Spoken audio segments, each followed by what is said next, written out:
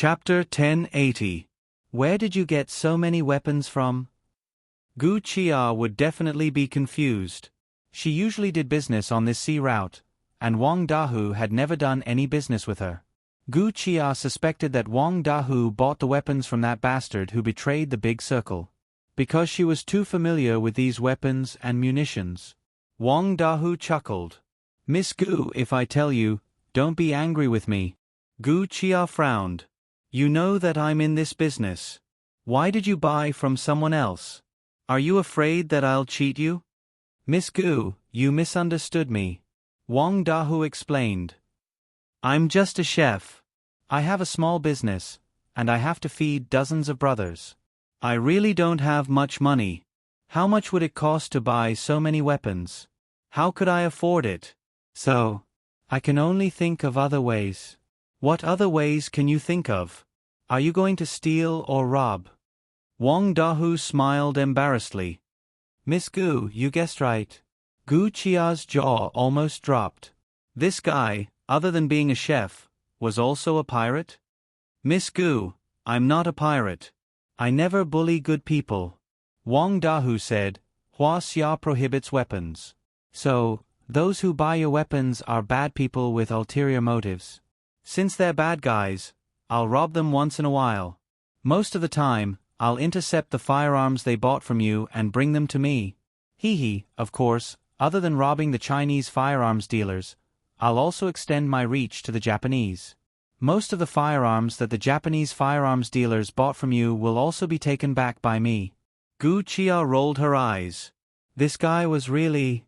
Phew, no wonder her weapons business in Huaxia, Dongying, and even the Korean dynasty was doing so well. It turned out that Wang Dahu was in the middle. Most of the weapons bought by those people were stolen by him. No wonder the supply could not meet the demand. Wang Dahu said proudly, by doing this, I've helped Miss Gu earn money. I've also helped the situation of the various countries become more stable. I've also obtained weapons for defense. The bad guys have also been punished. This is killing 4 birds with 1 stone. What a good thing, don't you think? I sincerely give Boss Wang 32 likes. Su Yun, such an action would prevent many guns from entering Huaxia. This way, those evil underground forces would not be able to run amok just because they have guns. Such a good thing, of course Su Yun would support it. Thank you, Wang Dahu said humbly. Speaking of which, if it wasn't for the fact that Wang Dahu had accumulated so many firearms over the years, the Japanese Maritime Self-Defense Force probably wouldn't be so worried. This is called reaping what you sow. Lin Gu said, Boss Wang is really brilliant. So, the one who saved everyone this time was not me, Wang Dahu, but Miss Gu. If it wasn't for her firearms, my ship would have been sunk by the Japanese Maritime Self-Defense Force. Wang Dahu, don't try to trick me, Gu Chia said. The Japanese Maritime Self-Defense Force wouldn't dare to touch you just because of these firearms. At most, they would arrange for a ship to perish together with you. There must be something else that made them worry about you. Wang Dahu grinned. Miss Gu is still the wisest. There are some other small things. However, that's not important. What's important is that they don't dare to open fire on us. 3 nautical miles away, a Japanese Maritime Self-Defense Force frigate was facing off against Wang Dahu's restaurant ship. The commander of the ship, Captain Aota, was furious when he found out that the 3 people he sent out were threatened by the enemy with guns.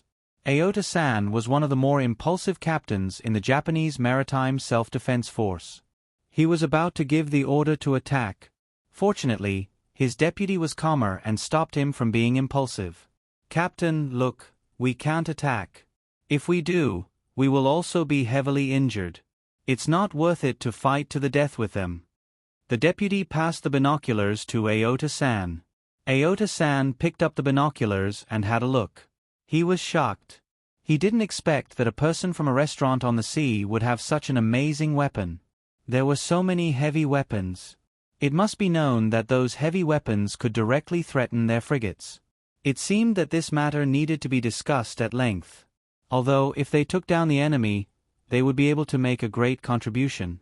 He, Aota-san, would also become a general that everyone respected and would be highly regarded by the Prime Minister. However, if he had to pay the price with his life, Aota-san wouldn't be so stupid. Retreat. This matter isn't a good thing. Let the others deal with it. We can just sit back and reap the benefits. Aota-san followed his deputy's suggestion and left as if nothing had happened. When Wang Dahu and the others saw the Japanese frigate leave, they all spat and scolded them for being cowards. Not all captains are cowards. Su Yun said, after this one leaves, there might be another one. There will always be someone who wants to fight with us. Brother Su Yun is right. Wang Dahu said, although they left, we still need to prepare for battle in case they sneak attack us. As expected, less than half an hour after Aota-san's frigate left, the second Japanese maritime self-defense force destroyer appeared in the nearby waters. The name of this destroyer's captain sounded like a Huaxia person, but he was a Japanese through and through, called Qin Shoshing. This Qin Shoshing was very impressive. Among the captains of the Japanese maritime self-defense force, he was a very famous person. This type of person could be split into two types. One was the vicious and merciless people, causing others to feel fear. The other was the smiling tiger. On the surface they were good, yes, but behind the scenes they could kill people. Obviously, Qin Shoshing was the second type. The reason why he was able to survive in the Japanese maritime self-defense force was because of his smiling tiger appearance. Naturally, Qin Shoshing had also noticed the vigilance of the famous Big Tiger Seafood City in international waters. Suddenly, doubt arose in his heart. Why would they go to such great lengths to prepare weapons and equipment for no reason? It couldn't be, right? There was definitely something wrong with this matter. He had to go and check it out. Prepare a ship for me. Qin Shoshing said to his deputy, I want to go personally and check it out. Captain, the owner of Dahu Seafood City has a background. We shouldn't get involved in this mess. The deputy captain said nervously. Isn't it just Wang Dahu? Humph, of course I know he has a background. Qin Shoshing laughed coldly. But have you forgotten what the Prime Minister wants us to do? No matter what price we have to pay, we have to find the 3 people who escaped. The owner of the seafood city, Wang Dahu, is from Huaxia. He might have something to do with this matter. I don't believe that the 3 of them can get far on a speedboat. There's an 80% to 90% chance that Wang Dahu hid them. The deputy captain couldn't change his mind and could only prepare a speedboat for Qin Shoshing. Yes. I'll do it right away. Do it right away. Don't talk nonsense. Don't waste time. It's as meaningless as Huaxia's so-called, immediately set up an office. We are the imperial soldiers of Japan. We have to be efficient. Understand? Yes. The deputy captain hurriedly retreated to prepare the speedboat. A speedboat that could seat 8 people. Captain Qin Shoshing brought 6 of his trusted aides. Seeing that the deputy captain didn't intend to get on the boat, he asked, Are you going to stay? Captain, there has to be someone who can control the situation. If something happens to you over there, I can mobilize the troops to save you. The deputy captain explained. Chapter 1081. The captain's tone was already so firm. As a deputy, what else could he say? Resistance was a violation of military orders. It was a violation of duty. It was disobedience. It was a major breach of duty. Qin Shoshing's deputy captain could only bite the bullet and follow him to the Big Tiger Sea seafood city that was fully prepared with firearms. Don't worry. I have full confidence that they won't do anything to us, Qin Shoshing said confidently. My large warship is just 2 or 3 nautical miles away from them. Do you think they will dare to do anything? No, they definitely won't. The deputy captain's answer was very certain. Qin Shoshing was a smiling tiger. Usually, he would flatter the leader with a smiling face, so he especially liked it when others flattered him. This was something that everyone on the destroyer knew. Everyone liked to flatter him on a daily basis to gain his recognition. Fish find fish, shrimp find shrimp, tortoise find tortoise. Of course, Qin Shousheng liked people who were on the same side as him. That way, he would feel that he was not so despicable. Otherwise, he would feel guilty. The speedboat approached Wang Dahu's restaurant bit by bit. Everyone on the ship was ready for battle. The other party only had 8 people, so there was nothing to be afraid of.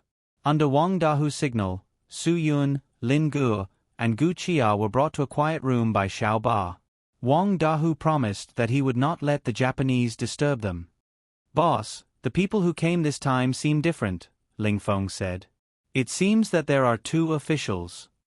It seems that my reputation is not small. The captain and deputy captain are both here," Wang Dahu said. "Brothers, take good care of them." "Of course." Everyone grinned. The speedboat had just approached the second-level platform of the restaurant when more than a dozen guns were raised and aimed at the people on the ship. It was impossible to say that Qin Shousheng was not afraid, but he was an experienced officer after all. As the captain of a warship, he would not be frightened by a few guns aimed at him. His 6 trusted guards also raised the weapons in their hands. The vice-captain also hurriedly took out a pistol from his pocket and aimed left and right. Unfortunately, there were too many guns on the other side, and he did not know who to aim at. "Boss Wang, is this how you treat your guests?" Qin Shousheng was still very imposing. His Chinese was not bad, but his accent was a little unclear. He raised his head and puffed out his chest. He was not afraid of being aimed at by more than a dozen guns. Without waiting for Wang Dahu to speak, Qin Shousheng introduced himself. "I am Qin Shousheng, the captain of the 10,000 bird destroyer. I belong to the Japanese Maritime Self-Defense Forces frigate group." "Beastly. Damn, this name is too good, too wonderful." Because of Qin Shousheng's accent, everyone heard him as a beast. There were already a few people who couldn't help but laugh out loud. These parents were too good at naming. Who were they scolding? Cough cough cough. Wang Dahu held back his laughter and said lightly, "Captain Beast, I didn't expect you to have heard of me, Wang Dahu. It's really an honor. I'm afraid that everyone in the international waters within hundreds of miles knows Boss Wang's name." Qin Shousheng said, "I'm lucky to have heard some things about Boss Wang from Deputy Prime Minister Su Dalong. Ha ha ha, I've long heard of your name." Wang Dahu was stunned.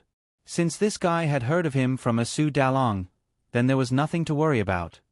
"Deputy Prime Minister Su, haha, he's been here 3 times. I've heard of him." Qin Shousheng smiled and said, "I heard that ever since Boss Wang knew that Deputy Prime Minister Su was from Japan, you stopped receiving him." "Ha ha ha, you're being racist." "If you say so, then so be it." Wang Dahu said, "Since Captain Beast knows that I don't receive Japanese, then please go back."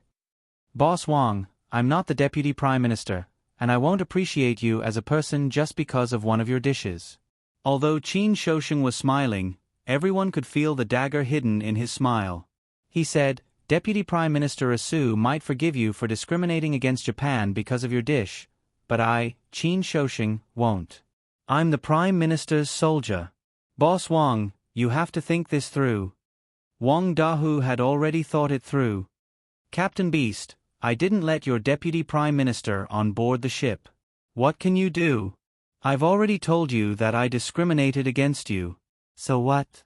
If I knew that Su Dalong was your Deputy Prime Minister when he first came, I wouldn't have let him on the ship." Although Qin Shousheng still had a smile on his face, his pride from Japan's imperialism was already stirring up trouble. Endless hatred rose in his heart. "Boss Wang, you have to take responsibility for your words. That sinister intent made people feel a chill in their hearts. You bastard, it seems like we're the ones aiming at your head with guns. You better be polite to our boss." Ling Feng couldn't wait to pick up the shotgun in his hand and shoot them. Seeing that Ling Feng was angry, the deputy captain of the 10,000 bird ship was already sweating. He wasn't this timid when he was a soldier, but as his rank increased, he became more and more afraid of death. He was still thinking about when he could replace Qin Shousheng and become the captain himself. If he died, then he couldn't even think about it. Boss Wang, that's not what our captain meant." The deputy captain hurriedly explained. Let's talk nicely. Don't fight. We're just chasing 3 fugitives. We don't mean anything else. We definitely don't mean to cause trouble for Boss Wong. Baka. Qin Shouxing saw that his deputy captain was so cowardly and was instantly enraged. He suddenly pulled out his sword and, without giving his deputy captain a chance to explain, he directly stabbed the deputy captain in the heart. This scene came very suddenly. No one would have thought that they would fight each other like dogs and kill each other. Bastard! Cowardly rat! You've tarnished the blood of our Japanese soldiers. Qin Shouxing pulled out his sword angrily and kicked the deputy captain into the sea. The Japanese were just too cruel. Qin Shouxing raised his sword and said to Wang Dahu, Boss Wang, I was polite just now to give face to the Deputy Prime Minister. But you have to know that the Japanese soldiers work for the Prime Minister. Even if the Deputy Prime Minister appreciates you, I still have to do my job. What's your job? Wang Dahu said in disdain. Your job is to watch over Japan's territorial waters. Not to cause trouble on the high seas. I want to get on your ship. Check if there's the person I'm looking for on your ship. If you're harboring someone the Japanese Empire wants to capture, you're guilty too. His entire family shall be executed. Qin Shouxing shouted savagely. Wang Dahu sneered, then you can try taking a step forward. Sparks were instantly ignited. The atmosphere in the Dahu seafood city became tense. Both sides were on the verge of exploding. Let's try. Qin Shouxing said angrily. My ship is 3 nautical miles away. If you dare to attack me, my ship will sink you. Chapter 1082. Wang Dahu held the RPG rocket launcher and aimed at the speedboat that was less than 10 meters away from the platform. Qin Shouxing stood at the point where the speedboat connected with the platform. He didn't seem to want to retreat. I, Wang Dahu, am not someone who doesn't give people a chance. You're a beast, right? I don't care if you're a beast or not. As long as you dare to step on my platform, I'll give you this gift. Wang Dahu shrugged the RPG rocket launcher on his shoulder. If you don't believe me, then try. We Huaxia people are true to our words. We're definitely not like you Japanese. Your words are worse than your farts. You change your words all the time. Cool. He had seen people threaten people with knives and guns, but not many people would threaten people with an RPG rocket launcher. Qin Shouxing faced this RPG rocket launcher that could turn him into meat paste. For a moment, his confidence was really shaken. Although there was no fear on his face, he was very clear that his legs were weak. Okay, then I'll try. It's so close. If you hit me, you'll be affected too. Qin Shouxing said, I don't believe that you'll die with me. Try it. Wang Dahu laughed provocatively and said proudly, You'll definitely be turned into meat paste, but I might not die. If I don't die, your whole family will suffer. I don't care if you believe it or not, but I do. Qin Shouxing snorted. Are you bluffing? At such a close distance, how can I not die if I'm affected? Stop pretending with me. Wang Dahu wasn't joking. I was fishing at night a year ago, and I was hit by your F*King Japanese Maritime Self-Defense Force with a Stinger missile. I didn't die, right? What? So the person who wasted one of my Stinger missiles was actually you? Qin Shouxing suddenly realized. F*CK. When enemies meet, their eyes turn red. Wang Dahu had been searching high and low for a long time, only to find it by chance. He had been looking for the son of B*TCH who had blown him up with a Stinger missile for the whole year, but he had not found any clues. He really did not expect that the son of B*TCH would come knocking on his door today. Boss. This bastard almost killed you last year. Originally, the people on Wang Dahu's ship were all loyal to him. Now that they met their boss's enemy, they were even more jealous. Even those who were carrying heavy weapons glared over. This time, Qin Shouxing was truly afraid. With so many rocket launchers and missiles aimed at you, if one misfired, you would be blown to pieces. There would be no saving you. You beast, I've been looking for you for a whole year. The anger in Wang Dahu's heart could be imagined. However, Wang Dahu also realized that if he really fought with this beast, then the other party would definitely arrange for even more troops. That way, Gu Qia and Su Yun would find it even more difficult to escape from this sea area. After some consideration, Wang Dahu could only temporarily put aside his personal grudges. Boss, what's the point of talking nonsense with him? If we want to fight, then let's fight. Why should we be afraid of them? Let's blow up this old dog's warship first.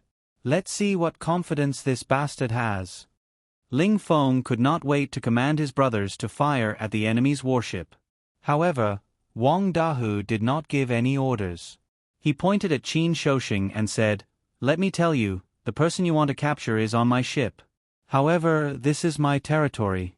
You Dongying people can forget about behaving atrociously in my territory. I'll give you a chance to live. Let's see if you can grasp it." Live. Qin Shouxing narrowed his eyes. Just now, he really regretted taking the ship to his door. After all, he did not expect the person he bombed to be Wang Dahu. Moreover, the Stinger missile did not kill him. It was simply the 9th miracle in the world. Wang Dahu nodded. "I'll give you 2 choices. First, listen to my request. Second, we'll open fire. No matter who wins or loses after we open fire, you will definitely die. Understand?" The muscles on Qin Shouxing's face twitched. In the end, he still made a compromise. In the face of death, anyone would have lingering fears, especially people like them. They already had a very high status. Once they died, they would have nothing. This was a fact that no one could accept. "What do you want?" Qin Shouxing said coldly. "As long as your ship is here, the other destroyers will not harass us anymore," Wang Dahu said. "You help me cover and let the 3 of them leave the international waters and return to Huaxia. I'll give you a chance to live." "Give me a chance to live? Aren't you being too arrogant?" Qin Shouxing said. Wang Dahu sneered. "Beast, if I want you to die now, it's just a matter of a sentence. However, if you can let the 3 of them leave, I'll give you a chance to return to your ship alive. At that time you can attack my ship. Who knows, maybe the winner will be you and the one who dies will be me. You can think carefully about whether this deal is worth it or not." Qin Shouxing fell into deep thought. Indeed, this deal was too suitable. As long as he returned to his ship, he would not have to be afraid of Wang Dahu's firepower. "Beast Captain, I don't have much time for you to consider," Wang Dahu reminded him. "Okay." Qin Shouxing really didn't need to think too much about this deal. Everything was beneficial to him. At least he would be out of danger. Suddenly, a voice broke the deal between Wang Dahu and Qin Shouxing. "What's good about it? It's not good at all. You're dreaming." Su Yun walked down the ship at some point and came to the 2nd-level platform around the ship. Lin Gu and Gu Qia followed behind him.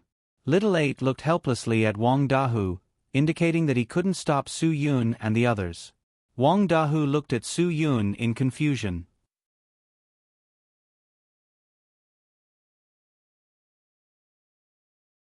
Chapter 1083. Qin Shouxing's expression changed. What was this guy trying to do? Go back to his ship? Was it obvious that they were going to escort him? Or did this guy have other intentions? After all, Su Yun was still carrying a Stinger missile on his shoulder. If he was tricked into going into the depths of the sea and fired a missile at him, wouldn't he be dead meat? Brother Su Yun, don't do anything rash. Wang Dahu was quite surprised by Su Yun's actions. Su Yun was trying to get himself into trouble. "I'll handle this on the high seas. You're a guest. How can I let you get involved in danger? I'm the one who caused this trouble. Su Yun, if I don't handle it, I won't be able to feel at ease. I only want Brother Hu to help me with one thing. Think of a way to send Gu Qia to Shenzhen. I'll arrange for a friend of Shenzhen to pick you up. As for the Japanese Maritime Self-Defense Force, Pigeon and I can handle it." Gu Chia frowned slightly and said firmly, Su Yun, if you don't leave, I won't leave. It's useless to say anything. I know you don't want to bring trouble to Wang Dahu. You guys go and handle it. I'll wait for you. Su Yun was silent for a while. There were too many uncertain and dangerous factors. He really didn't want Gu Chia to stay in this sea area. If the Japanese Maritime Self-Defense Force opened fire, no matter how sturdy Wang Dahu's ship was, it would still be severely damaged. It would be very dangerous. Without knowing if the Japanese would open fire, Su Yun really didn't want Gu Chia to stay here and get involved in this mess. However, the stubborn Miss Gu had already made up her mind. No matter what Su Yun said, she wouldn't leave. As long as I can return in one piece, I guarantee that you guys won't be hurt. Qin Shouxing said, let's make a deal. A deal that benefits everyone. How about it? I'd rather believe that a pig can swim freestyle than believe your Japanese's fart mouth. Su Yun, cut the crap. Let's go. Lin Ge started the Japanese speedboat and brought Su Yun and Qin Shouxing to the warship. Before leaving, Su Yun turned around and gave Wang Dahu a look. This kind of eye contact between men could only be understood by men. Boss, are they going to take that bastard back just like that? Ling Feng was a little unwilling. Su Yun and Lin Ge are both men. They don't want the flames of war to affect us. They don't want us to get into trouble because of them. That's why they took the risk to take Qin Shouxing away. Wang Dahu said, as long as Qin Shouxing is in their hands, the Japanese won't dare to do anything. They'll buy us more time. What do you mean?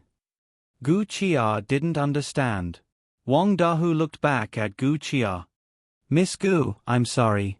Without waiting for Gu Chia to ask what he meant, Wang Dahu quickly chopped at Gu Chia's neck. Gu Chia only felt her vision go black and she didn't know anything else. Ling Feng, you must send Miss Gu safely to Shenzhen. Wang Dahu said, this is the most important task I'm giving you now. You must complete it. Although Ling Feng wanted to stay here and get through the most difficult time with his boss had given him this task because he trusted him. How could he betray his boss's trust? Yes, boss. I promise to complete the task. Xiaoba, go fill up Su Yun's speedboat with fuel.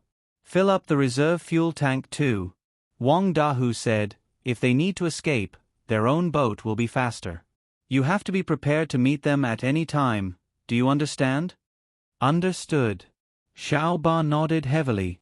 Boss, I'm afraid it's not enough to deal with this matter so simply.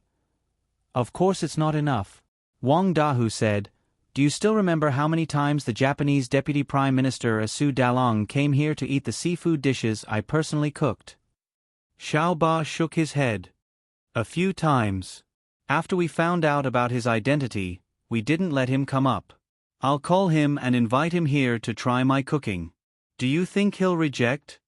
The corners of Wang Dahu's mouth curled up slightly. Since he wouldn't be able to take it head-on, he would seek other channels. Although he really didn't want Japan's Deputy Prime Minister to eat on his ship, if a Su Dalong came at this time, the matter would be easily resolved. Xiaoba nodded in realization. I understand now. Boss, you want to use the Japanese to suppress their own people. Wang Dahu didn't hesitate anymore and started to do it now. Ling Feng sent Gu Chia away. After a while, Su Yun and Lin Ge would leave too. This way, even if the matter blew up and his restaurant was surrounded by the Japanese Maritime Self-Defense Force, as long as a Su Dalong appeared, the matter would naturally be resolved. At most, he would ask a Su Dalong to check on his ship. After all, the three of them would have left by then. The other party would have no evidence. What could they do to him? Sometimes, to deal with a vicious dog, you had to use its evil master. Only an evil master could make the dog run away with its tail between its legs. However, Wang Dahu didn't let his subordinates let down their guard. All the heavy weapons were still aimed at Qin Shouxing's ship. Once there was any abnormality, his plan naturally couldn't continue. He would fight if he had to. Who cared what it was? However, all the officers and soldiers on the Japanese destroyer were very nervous and didn't dare to do anything. As for the reason, of course, it was because their boss's head was being aimed at by a Stinger missile launcher. If this thing went down, there wouldn't be anything left of it. My two little brothers. I know what you mean. When the speedboat got closer and closer to his warship, Qin Shousheng started to become confident. He once again showed his smiling face. You saved me from the other party's hands, so you're my friends. I won't make things difficult for you. Actually, we only want to catch that woman. It has nothing to do with you two. You two are young talents. Why do you want to get involved in this mess? When you go to Japan, follow me. I promise you that you'll have a meteoric rise in the Maritime Self-Defense Force. F***ck off. Shut up. Su Yun wasn't in the mood to talk nonsense with him. This situation was very dangerous. Hearing Qin Shousheng's words, Su Yun felt inexplicably irritated. In a fit of rage, he directly kicked Qin Shousheng. Qin Shousheng staggered from the kick. He wanted to say something but stopped. He didn't dare to scold them anymore. The two of them dared to force him to walk to their warship. That meant that their courage was extraordinary. He opened his mouth to scold and threaten them, but it was useless. He would only receive fierce punches and kicks in return. He might as well shut his mouth and obediently squat in the corner. Brother, let's go up and fight it out with them. Who's afraid of who? Lin Gu said. I've been wanting to have fun for a long time.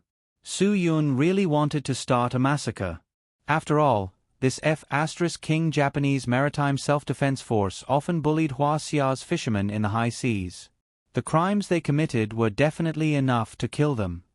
That depends on whether Captain Beast will cooperate with us. Cooperate. Cooperate. Qin Shousheng said. We can sit down and talk about cooperation. I'm serious.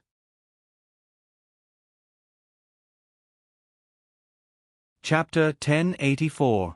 Ling Feng brought two of his brothers to escort Gu Qia to Shan River. Xiao Ba quickly filled Su Yun and Lin Ji's super speedboat with fuel. The fuel reserve was also filled to the brim. Everything was ready except for one thing. After Wang Dahu contacted Su Dalong, his eyes never left Su Yun and Lin Gu, who were about to board the ship with Qin Shousheng. He held the binoculars in his left hand and clenched his right fist so hard that his veins popped out. Boss. After Xiao Ba filled the ship with fuel, he said unconfidently, I'm afraid they're in trouble this time. You're wrong, Wang Dahu said. The two of them aren't simple. Both of them are quite strong. Let's not talk about Su Yun's suppressive aura. Even Lin Gu is definitely a top expert among the super experts. He's definitely not weaker than any of you. Xiao Ba's jaw dropped and his eyes widened. Boss, you're not lying to me, right? Both of them are the top experts among the super experts? So strong? He. Su Yun's strength has probably surpassed the level of a super expert. Wang Dahu shook his head. He's a talent. He's still so young. He's really a talent. It can't be beyond the level of a super expert? Xiao Ba's eyes were filled with disbelief. Boss, then, isn't he on the same level as you? Wang Dahu nodded and smiled in admiration. Ha, I've cultivated for 40 years. I'm probably on par with Su Yun. This young man's future is limitless. If there's a chance, you must ask him to teach you. Xiao Ba shook his head. Boss, although you said it, I still can't believe it. Why can't I see that they're so strong? Because both of them are stronger than you. If they want to hide it, you won't be able to sense it, Wang Dahu said. Then what do you mean? Xiao Ba asked. Maybe they really might cause a ruckus on the Japanese's ship? Wang Dahu nodded. It's not just a possibility. When they made this decision, they probably already made up their minds. They are determined to sink this destroyer. Little Eight could only sigh in his heart. These two people were really bold. Everyone, keep your spirits up. If there's a situation and you need our support, none of us in Big Tiger Seafood City are cowards. Do you all understand? Wang Dahu said loudly. Dahu Seafood City doesn't have a single coward. Everyone shouted. Wang Dahu could be considered to have thousands of people responding to his call on the high seas. Because the guests had absolute privacy and soundproof space, they had no idea what was going on outside. Wang Dahu didn't let anyone inform them. If they were disturbed, they wouldn't be able to help at all. Instead, they would have to help them escape. If a fight really broke out, it didn't matter if these guests were buried with them. After all, those who could afford to eat here weren't people with clean hands. If it wasn't for the fact that it was easy to make money by breaking the rules, who would be willing to spend 100 times more money to eat in such a place? Wang Dahu was very clear that among the 100 people who came to eat here, 50 of them were corrupt officials, while the other 50 were profiteers who relied on corrupt officials to make a fortune. Even death couldn't wipe out their crimes. The surface of the sea looked calm, but there were hidden waves. Once they were broken, there would be a storm of blood and raging waves.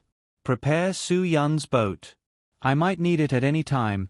Wang Dahu saw through the telescope that Su Yun and the others had already boarded the ship and hurriedly ordered Little 8. Little 8 was very clear that the boss's orders couldn't be disobeyed. He immediately dropped the speedboat into the sea and was ready to move out at any time. After Su Yun and Lin Gu held Qin Shoshing hostage and boarded the ship, they were immediately surrounded by a group of well-trained Japanese soldiers on the deck. If it wasn't for the fact that they were holding their captain hostage and were holding on to the Stinger missiles that could be fired at any time, they would probably have been turned into dice by the Japanese soldiers. Beast Captain, are you not going to get your people to put down their guns?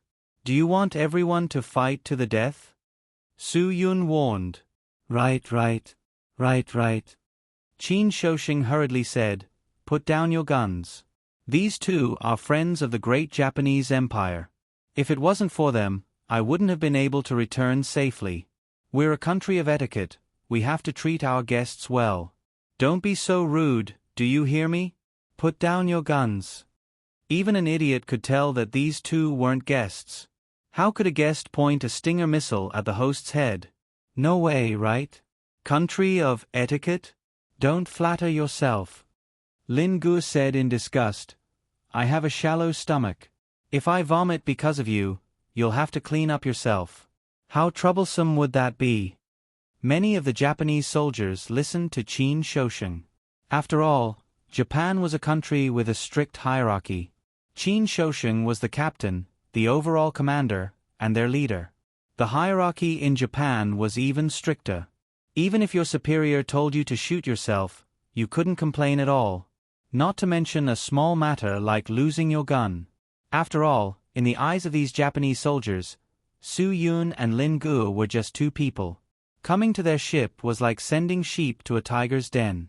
Even if they lost their weapons, they couldn't do anything. Su Yun had a Stinger missile in his hand, but the Japanese soldiers believed that if they all threw away their weapons, they wouldn't be able to use the missile to attack them. That way, they would be in danger of being accidentally injured. Pa! Ever since the first Japanese soldier threw his weapon on the ground, the other Japanese soldiers started to throw their weapons on the ground. Throw it into the sea. Su Yun added, Who told you to throw it on the deck? Beast Captain, I don't have much patience. You should know that since I dared to come to your ship with you, I don't plan to return alive. If you cooperate, we can talk about anything. If you don't, then we can only fight to the death. Those who are barefoot aren't afraid of those who are wearing shoes. Lin Gu said, No matter what, you're still the captain of a ship. Even if we die together with the people on your ship, it'll be worth it. Qin Shoshing obviously understood this.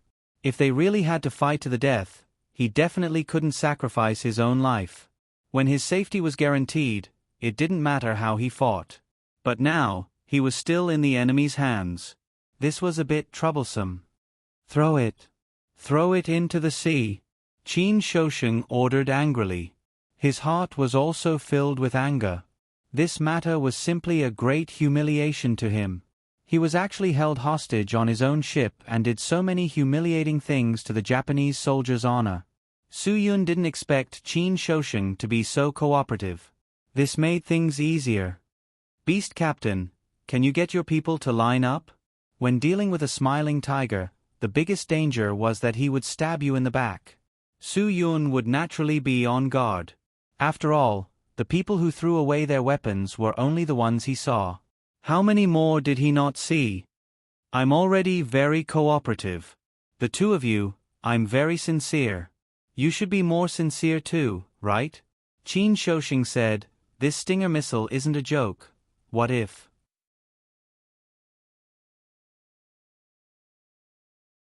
Chapter 1085. Captain. Get your people on the deck, everyone on board. Qin Shouxing obeyed all of Su Yun's orders. No matter what Su Yun requested, he would do it to his satisfaction. Although the Japanese soldiers' execution ability was far inferior to Hua Xia's soldiers, they still ran out of the cabins one after another. More and more people were on the deck. Su Yun's eyes kept on counting the number of people coming out. The Japanese soldiers on the destroyer took half an hour to assemble. Qin Shouxing's legs were about to go soft from standing. Only then did the Japanese soldiers on the deck get in order. Anyone who had a Stinger missile pointed at their head for half an hour would also go soft. Are you satisfied now? My people have all come out, and they've all thrown away their weapons. Qin Shouxing said, put down your weapons too, and we'll sit down calmly. If there's anything that's acceptable or not, we can talk it out. There's no need to be so stiff, right? Su Yun smiled, that's right, there's no need to be so stiff. However, all of this depends on what you, Captain Beast, want to do. If you're open and above board, then we can talk about anything. If you want to do something behind my back, then I'll... Don't worry. I won't do anything behind your back, Qin Shouxing quickly said with a smile. A smiling tiger was indeed a smiling tiger. The brighter his smile, the more sinister his thoughts were. Su Yun looked at Qin Shouxing's flattering expression, and the smile on his face faded bit by bit. 10,000 Bird is a Japanese first-generation destroyer. It entered service in March 1996. It has a certain degree of stealth and is highly automated. It's a first-generation destroyer of the Japanese Maritime Self-Defense Force that uses stealth and vertical launch systems. Its weapons and electronic equipment are all made in Japan. It's a multi-purpose guided missile destroyer with a strong comprehensive combat capability. Su Yun slowly said, Am I right, Captain Beast? Yes. You're right. Qin Shouxing's eyes widened as he looked at Su Yun in disbelief. This guy actually knew so much? Are you kidding me? When the warship would enter service, what kind of weapons and electronic equipment would they have? Even the soldiers on the ship would not know. Do you know what this means? Su Yun's gaze was like a bolt of lightning, piercing straight into Qin Shouxing's heart. Qin Shouxing shook his head with a blank look on his face. He really didn't know what this meant. Does this mean that he understands the military strength of the Japanese Maritime Self-Defense Force? So what does that have to do with us now? That means I know everything about your destroyer. Su Yun scolded. Do you know what I mean now? Seeing that Qin Shouxing was still at a loss, Su Yun was completely speechless. There are 170 people on the 10,000 Birds. There were only 100 or so people on the deck. Excluding the 7 people you brought with you, who have already sunk into the fish's stomach, where are the dozens of people on your ship? Are they all preparing to attack us? Beast Captain, you're really a beast. You're a smiling tiger, you're quite sinister. Under Su Yun's loud scolding, Qin Shouxing was completely stunned. He finally understood the words in Sun Tzu's The Art of War, written by a Chinese senior. Know yourself and know your enemy, and you will never be defeated. Know yourself without knowing your enemy, and you will win and lose. Know neither your enemy nor yourself, and you will lose every battle. Now, Su Yun was equivalent to knowing yourself and knowing your enemy, and Qin Shouxing was at most knowing himself without knowing his enemy. Unfortunately, if he could meet an opponent who knew himself without knowing his enemy, like him, he would have a 50% chance of winning. But now, he met an opponent who knew himself and knew himself. If you wanted to talk, you wouldn't be so insincere, right? Su Yun smiled. Now, get your heavy weapons ready to attack the restaurant. All the troops on the ship get on the deck. I'll only give you 3 minutes this time. The muscles on Qin Shouxing's face twitched. Su Yun was simply too powerful. It was completely beyond his imagination. Lin Gu looked at Su Yun in surprise. Bro, you're too awesome. You even know this? But how can you be sure that he still has troops? What if the people on his ship are all dead? Are there really only 100 left? Do you think that a group of well-trained soldiers would need half an hour to gather? Su Yun sneered. I know my background very well. A truly well-trained soldier only needs 30 seconds to gather. How can they have so much time to waste? Lin Gu suddenly realized that this was true. No matter how useless the Japanese were, they wouldn't need half an hour to gather. In this half an hour, our beast captain hasn't been idle. He's been looking at us one after another. Su Yun said with a smile. She then looked down at Qin Shouxing's right index finger that seemed to be casually tapping on his thigh and said, Captain Beast, if you play Sherlock Holmes with me again, I can guarantee that your hand will be blown up like your head. Not even a speck of dust will be left behind. Qin Shouxing's finger directly froze in the air. The atmosphere of the scene completely froze. Qin Shouxing, who had always thought that he could control the situation, could no longer remain calm. This was his ship. But now, he had completely lost control of this ship. What could he do if this continued? Get everyone to come out. Give up the battle preparations. Qin Shouxing finally relented. With these words, it meant that the Big Tiger Seafood City's restaurant 3 nautical miles away was completely safe. As long as those heavy weapons were aimed at the Big Tiger Seafood City's people on the deck, Su Yun and Lin Gu would no longer have any worries. This destroyer, they were definitely going to sink. Wang Dahu, who had been watching from afar with a pair of binoculars, relaxed his brows and breathed a sigh of relief. Not simple. Su Yun is really not simple. It seems that he has the entire situation under control. Lil Hachi, bring 5 brothers and come with me. Our ship should be safe for now. Although it'll be easy to make a move there, we should still go and add some flowers to the brocade. It'll be considered as lending a hand. Yes. Lil Hachi immediately called 5 of his brothers who were skilled to get on the ship with him. When all the Japanese soldiers were on the deck, Su Yun's eyes suddenly became piercingly cold. The smile on his face also became cold. Lin Gu knew what Su Yun meant. Just as he reached out his hand, Su Yun threw the Stinger missile launcher over. Lin Gu caught the Stinger missile launcher and directly jumped to the highest point of the destroyer. Then, he threw a Japanese soldier hiding on the highest observation deck into the sea. Pang dash. A formless pressure suddenly erupted from Su Yun's body. Even the calm and tranquil surface of the sea suddenly churned because of Su Yun's pressure. A few stormy waves rose up high, lifting Wang Dahu and the other speedboats high into the air. Wang Dahu was shocked. What a powerful aura of pressure. Su Yun was stronger than he imagined. Because although Wang Dahu was a level 8 grandmaster, he was very clear that his pressure was definitely not as strong as Su Yun's. Because Su Yun's pressure had already begun to have a trace of domineering aura. Only the most powerful pressure could produce domineering aura. Experts who could produce domineering aura in their pressure were definitely 1 in a million. Currently, in the underground world, there were only 2 people who were known to be domineering. One was Empress Zualing Yue, and the other was Medicine Sovereign Huangfu Guo. However, both of them were supreme experts of the Sky Profound Realm. That was why they were able to possess that kind of supreme domineering pressure. However, Su Yun, his strength was merely at the Master Realm.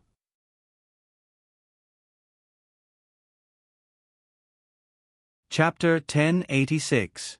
Su Yun and Lin Gu had already made their own arrangements when they decided to take the beast captain to the destroyer of the Japanese Maritime Self-Defense Force. Ordinary people might not know about the 10,000 birds, but all the fishermen who went out to sea to make a living were probably familiar with it. Qin Shouxing often used his 10,000 birds to act like a tyrant in the high seas. How many fishermen had been taken advantage of by him? It was not easy for fishermen to make a living at sea. People who had never been out to sea would not understand. Most people would think that being a fisherman was very good because they could eat seafood every day. This was not false at all. Fishermen could eat seafood every day for every meal. The dried squid sold at a few dozen yuan per catty in the supermarket was a snack in their eyes. But there was nothing they could do. What else could they eat besides seafood? There were only these things at sea. The sea was not a philanthropist who only knew how to be generous and let people fish in its territory. The sea also had a temper. Once it lost its temper, it would not be a small matter. Every year, the number of fishermen who were swallowed by the sea was not a small number, especially those who went out to the open sea to work. It was even more dangerous. But it was this group of people who worked hard, who made their families worry about them, who were often harassed by the Japanese Maritime Self-Defense Force. The 10,000 Birds was famous for being cheap. It often provoked fishing boats for no reason and often used its advantage of its size to humiliate fishing boats for no reason. How could fishing boats be a match for their destroyers? They would often be bullied until they left with their tails between their legs. They did not even have a chance to collect their fishing nets. They could not catch any fish at all. Going out to sea would waste a lot of fuel. If they could not catch any fish, they would lose a lot of money. This was how the 10,000 Birds harassed the fishermen who went out to sea time and time again. But the fishermen had no choice. There was no fish to catch near the sea. There were too many gluttons in Huaxia. Since ancient times, the culture of eating meals was really extravagant and wasteful. More and more people ate seafood, from coastal cities to central cities, until now, even in the northwest, there were all kinds of seafood. As more and more people ate seafood, more and more people wasted it. The demand for seafood to be caught increased, and there was less and less to be caught near the sea. People had no choice but to go out to sea. Seafood was getting more expensive, mostly because it was getting harder to catch it. Fishermen had to risk their lives to catch it. A black sheep like the all birds should have been sunk a long time ago, but Huaxia never had the chance. The Japanese Maritime Self-Defense Force only made small movements on the high seas. They could not arrange for a group of warships to escort fishing boats every day. That would be too wasteful of resources. Therefore, a cheap ship like the 10,000 Bird had never been dealt with. Today, Su Yun had seized the opportunity. Naturally, Su Yun would not let it go. Didn't Qin Shoshing like to be cheap? Then he would let him know that there was a price to pay for being cheap. The beastly captain was so shocked by Su Yun's exaggerated pressure that his legs were stiff, and a warm current soaked his crotch. This was what it meant to be truly scared to the point of peeing. Because he was the closest to Su Yun, the pressure he felt was the most direct. That kind of soul-stirring feeling caused him to lose half of his soul in an instant. Su Yun's lips curled up slightly. He was not a murderous demon, but he would not let this group of Japanese have an easy time. Whether they lived or died would depend on their own luck. Beast, get your people off the ship. Jump now. Everyone. This. Qin Shoshing's eyes were filled with endless fear. We're still very far from Japan, if we jump. I don't care how far we are from Japan. Life and death are up to fate. Su Yun, when you bullied Huaxia's fishing boat and deliberately overturned Huaxia's fishing boat, why didn't you think that they were very far from Huaxia? Don't talk nonsense with me. As he spoke, Su Yun had already placed a dagger at Qin Shoshing's chin. Do you want to know what kind of trash you will become if I stab you at the acupuncture point here? Qin Shoshing's chin trembled and he finally spoke. Jump into the sea. Jump into the sea. Immediately. Wang Dahu and the rest had just arrived when they saw groups of Japanese soldiers jumping into the sea. What the heck? Little Hachi sucked in a cold breath. This Su Yun really had some tricks up his sleeve. He made the Japanese jump into the sea themselves. Awesome. One had to know that this sea area was a famous shark area. With so many people jumping into the sea, they would definitely attract a group of sharks. These people were probably doomed. At this moment, a helicopter flew over from the sky. The Japanese flag on the helicopter was especially eye-catching. It seemed that the Japanese Maritime Self-Defense Force was really going all out to catch Su Yun and the rest. They had already been discovered by the helicopter. If the helicopter reported back, it would definitely attract a large number of Japanese warships. If that was the case, it would be troublesome. Then, they heard a boom. The Stinger missile was originally used for anti-aircraft attacks. After locking onto the target, it flew out. A huge explosion sounded in the sky. Black smoke billowed. The second-generation AH-1G Huey Cobra military helicopter didn't even have time to see the situation in the sea before it exploded. What the heck? These two people are too daring. Wang Dahu's jaw almost dropped. The other people on the two speedboats were so shocked that they couldn't close their mouths. You actually dared to fire at the Japanese Imperial Forces helicopter. Qin Shousheng, who was already mentally ill, actually dared to be angry. He felt that his bottom line as a soldier of the Imperial Force was mercilessly torn apart. Su Yun sneered. I still want to fire at your boat. You can stay here and be buried with your boat. Right after he said that, Su Yun used a karate chop on the back of Qin Shousheng's neck. Qin Shousheng didn't even make a sound before he fell to the ground. Lin Gu jumped down from a high place. Brother, there's only one Stinger missile. Let's quickly retreat. Boss Wang arranged for a speedboat to pick us up. It's just below. Brother Su Yun. Brother Lin Gu. We're here to pick you up. Wang Dahu was already shouting from below the boat. Su Yun didn't waste any more time. He immediately jumped down from the destroyer with Lin Gu and landed steadily on the speedboat. Wang Dahu saw the two of them and gave them a thumbs up. You've got guts. People with the blood of the Yellow Emperor should have guts. Your boat is already filled with fuel. Hurry up and leave this place. I've already arranged for someone to send Miss Gu to Xinjiang. Your boat is fast. Maybe they haven't arrived yet when you return. I won't leave until I'm done here. Su Yun said. I've already settled this boat today. Brother Dahu, you should distance yourself from me so that you won't be implicated. Don't worry. I won't be implicated. Wang Dahu said.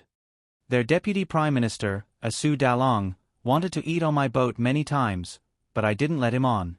This time, I took the initiative to invite him. I believe he'll be here soon. If Su Dalong is on my boat, the Japanese Maritime Self-Defense Force won't dare to do anything. However, you have to leave as soon as possible. You can't let them get hold of my weakness. As for this boat, you can do whatever you want with it. With that, Wang Dahu took out a javelin missile and threw it to Su Yun. If you hit the fuel tank, this boat will sink steadily. Brother Su Yun, let's part ways here. Wang Dahu brought Little Hachi and the others back to the main boat on his speedboat. He left the rest to Su Yun and the others. Su Yun smiled knowingly. Wang Dahu was a straightforward person. If he continued to dawdle, he would seem pretentious. Then he might as well do it and leave. Pigeon, where's the fuel tank of this type of destroyer? Brother, why don't you let me test how to use this missile? Lin Gu rubbed his hands. He also wanted to sink this destroyer with his own hands.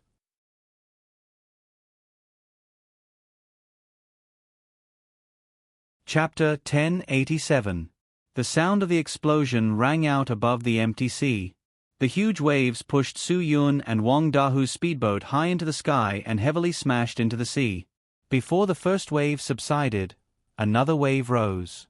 The huge destroyer experienced 3 internal explosions before it finally calmed down. Looking at the destroyer sinking into the sea bit by bit, Su Yun had an indescribable feeling of satisfaction in his heart. The 10,000 birds that many Asian fishermen hated had finally sunk into the sea where it often ran amok. And the captain of this ship was a beast. He would forever accompany the 10,000 birds that had been despicable with him for many years to the bottom of the sea. Some of the Japanese soldiers who jumped into the sea to escape were knocked into the deep sea by the huge waves and could no longer float up. Some were thrown to unknown places by the huge waves. The entire sea was a mess, but the absorption ability of the sea was extremely strong. It quickly swallowed up all the mess. The calm sea surface was as if nothing had happened. Occasionally, A few floating corpses were also quickly taken care of by the sharks that were attracted over. Wang Dahu signaled Su Yun to leave quickly. Su Yun knew that a straightforward person like Wang Dahu liked to do straightforward things. If he stayed, he would only cause trouble for him. "Brother Dahu, we'll meet again," Su Yun said loudly. Su Yun will remember today's kindness. If there's anything you need from me, Su Yun, in the future, get someone to send a message to Shenjiang Xinkai Hotel. Su Yun will definitely go through water and tread on fire without hesitation. "Brother, you're too serious. It's not worth mentioning. If you have the time in the future, my Dahu Seafood City's Sea Restaurant will welcome you and your friends at any time." Wang Dahu replied with a smile. After bidding farewell to Wang Dahu, Lin Gu rushed back to Shenjiang.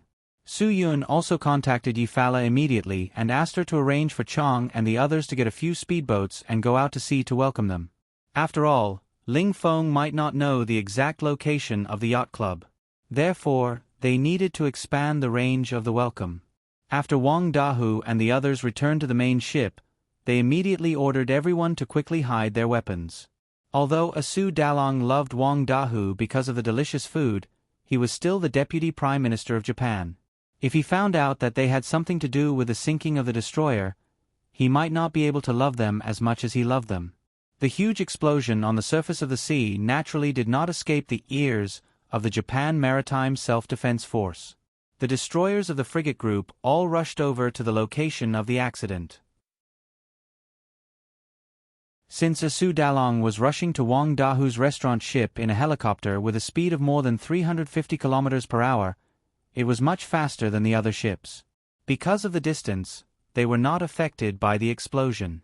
Moreover, the helicopter was very noisy, and the people in the helicopter were wearing headphones, so they did not hear the explosion. After Wang Dahu and his men packed up everything, Asu Dalong's helicopter arrived at the helicopter landing point of Dahu Seafood City's secondary platform. Recently, Asu Dalong had been living a happy life. The more trouble Prime Minister Enpei faced, the happier he felt. The louder the clamor for Enpei to step down, the greater the chance of Asu Dalong being promoted. These were all things that were proportional. Therefore, the more worried Enpei was, the happier Asu Dalong was. Now, Enpei was racking his brains in the Prime Minister's residence to apologize to old Miko. He was kowtowing and kneeling to ask for their help. However, Asu Dalong threw everything in his hands aside. He did not care who did it. If things were not done well, all the people's conflicts would be shifted to Enpei. It had nothing to do with Asu Dalong. No matter what, he was still the Deputy Prime Minister. Even if the sky fell, there was still the Deputy Prime Minister to hold it up. This was different from Hua Xia. If it was Hua Xia, even if the sky fell, the Deputy Prime Minister would definitely be the scapegoat. Even if there was a small matter on a daily basis, it would be the temporary workers who would take the blame for the establishment, right? "Mr. Wang, I have made so many reservations. Every time, you said it was inconvenient. I thought you did not welcome me." After Asu Dalong got off the plane, he walked over with a smile. Wang Dahu waved his hand. "How can that be? Even if I don't welcome anyone, I welcome Prime Minister Asu. It's just that for a long time, I have been in disguise. I really can't personally cook for Prime Minister Asu. Therefore, I can only delay it again and again. But now, I am especially energetic. I will definitely treat Prime Minister Asu well." Although Wang Dahu said so, he was already cursing in his heart. "How can I welcome a Japanese like you? If it wasn't for the fact that I am afraid of causing a big conflict, I would have castrated you and thrown you into the sea to feed the sharks. Ha ha ha, with Mr. Wang's words, my trip is really worth it." Asu Dalong said, "I wonder what specialties Mr. Wang has prepared this time? I am the glutton that Hua Xia calls a glutton. You must not disappoint me." Asu Dalong felt very comfortable. Being addressed as Prime Minister by Wang Dahu without the word deputy made him feel very different. If it was in Japan, where the hierarchy was strict, no one would dare to call him that. Everyone would add the word deputy and call him Deputy Prime Minister Asu. It sounded awkward. Definitely not. definitely not. Wang Dahu said, I know that Prime Minister Asu is a top-notch gourmet and that you like fresh and strong flavors. Therefore, I specially prepared a few specialties of live food. Huaishan fish roe, white jade dolphin sashimi, soy flatfish, everything. Mr. Wang, the glutton in my stomach has been completely aroused by you. Quick, quick, quick. I want to taste Mr. Wang's cooking now. Asu Dalong said eagerly. At this moment, Xiaoba ran forward and pointed at the sea in the distance. Boss, look. Why are there so many Japanese warships? Did something happen? It's true. Wang Dahu looked around and said, What happened? Prime Minister Asu, you are the Prime Minister of Japan. You must know what happened, right? Asu Dalong frowned. What could have happened? He did not hear and pay mention anything about it. Boss, why do I feel that these warships are coming for us? Could it be that they want to catch corruption and eat on public funds? Public vehicles for private. No, it's a public helicopter for private use? Xiaoba said as he looked at Asu Dalong. Asu Dalong frowned even more. And Pei would not go so far as to use military forces to catch him just because he used a public helicopter to eat something new at sea, right? What nonsense are you talking about? Wang Dahu stared at Xiaoba. Don't you know who Prime Minister Asu is? Who dares to touch him? Let me tell you, Japan will belong to Prime Minister Asu sooner or later. These warships will also belong to him. Why would they come to catch him? Xiaoba nodded. That's true. Prime Minister Asu, what happened? Do you need to call and ask? You are the leader. You should be in control of the situation, Wang Dahu said.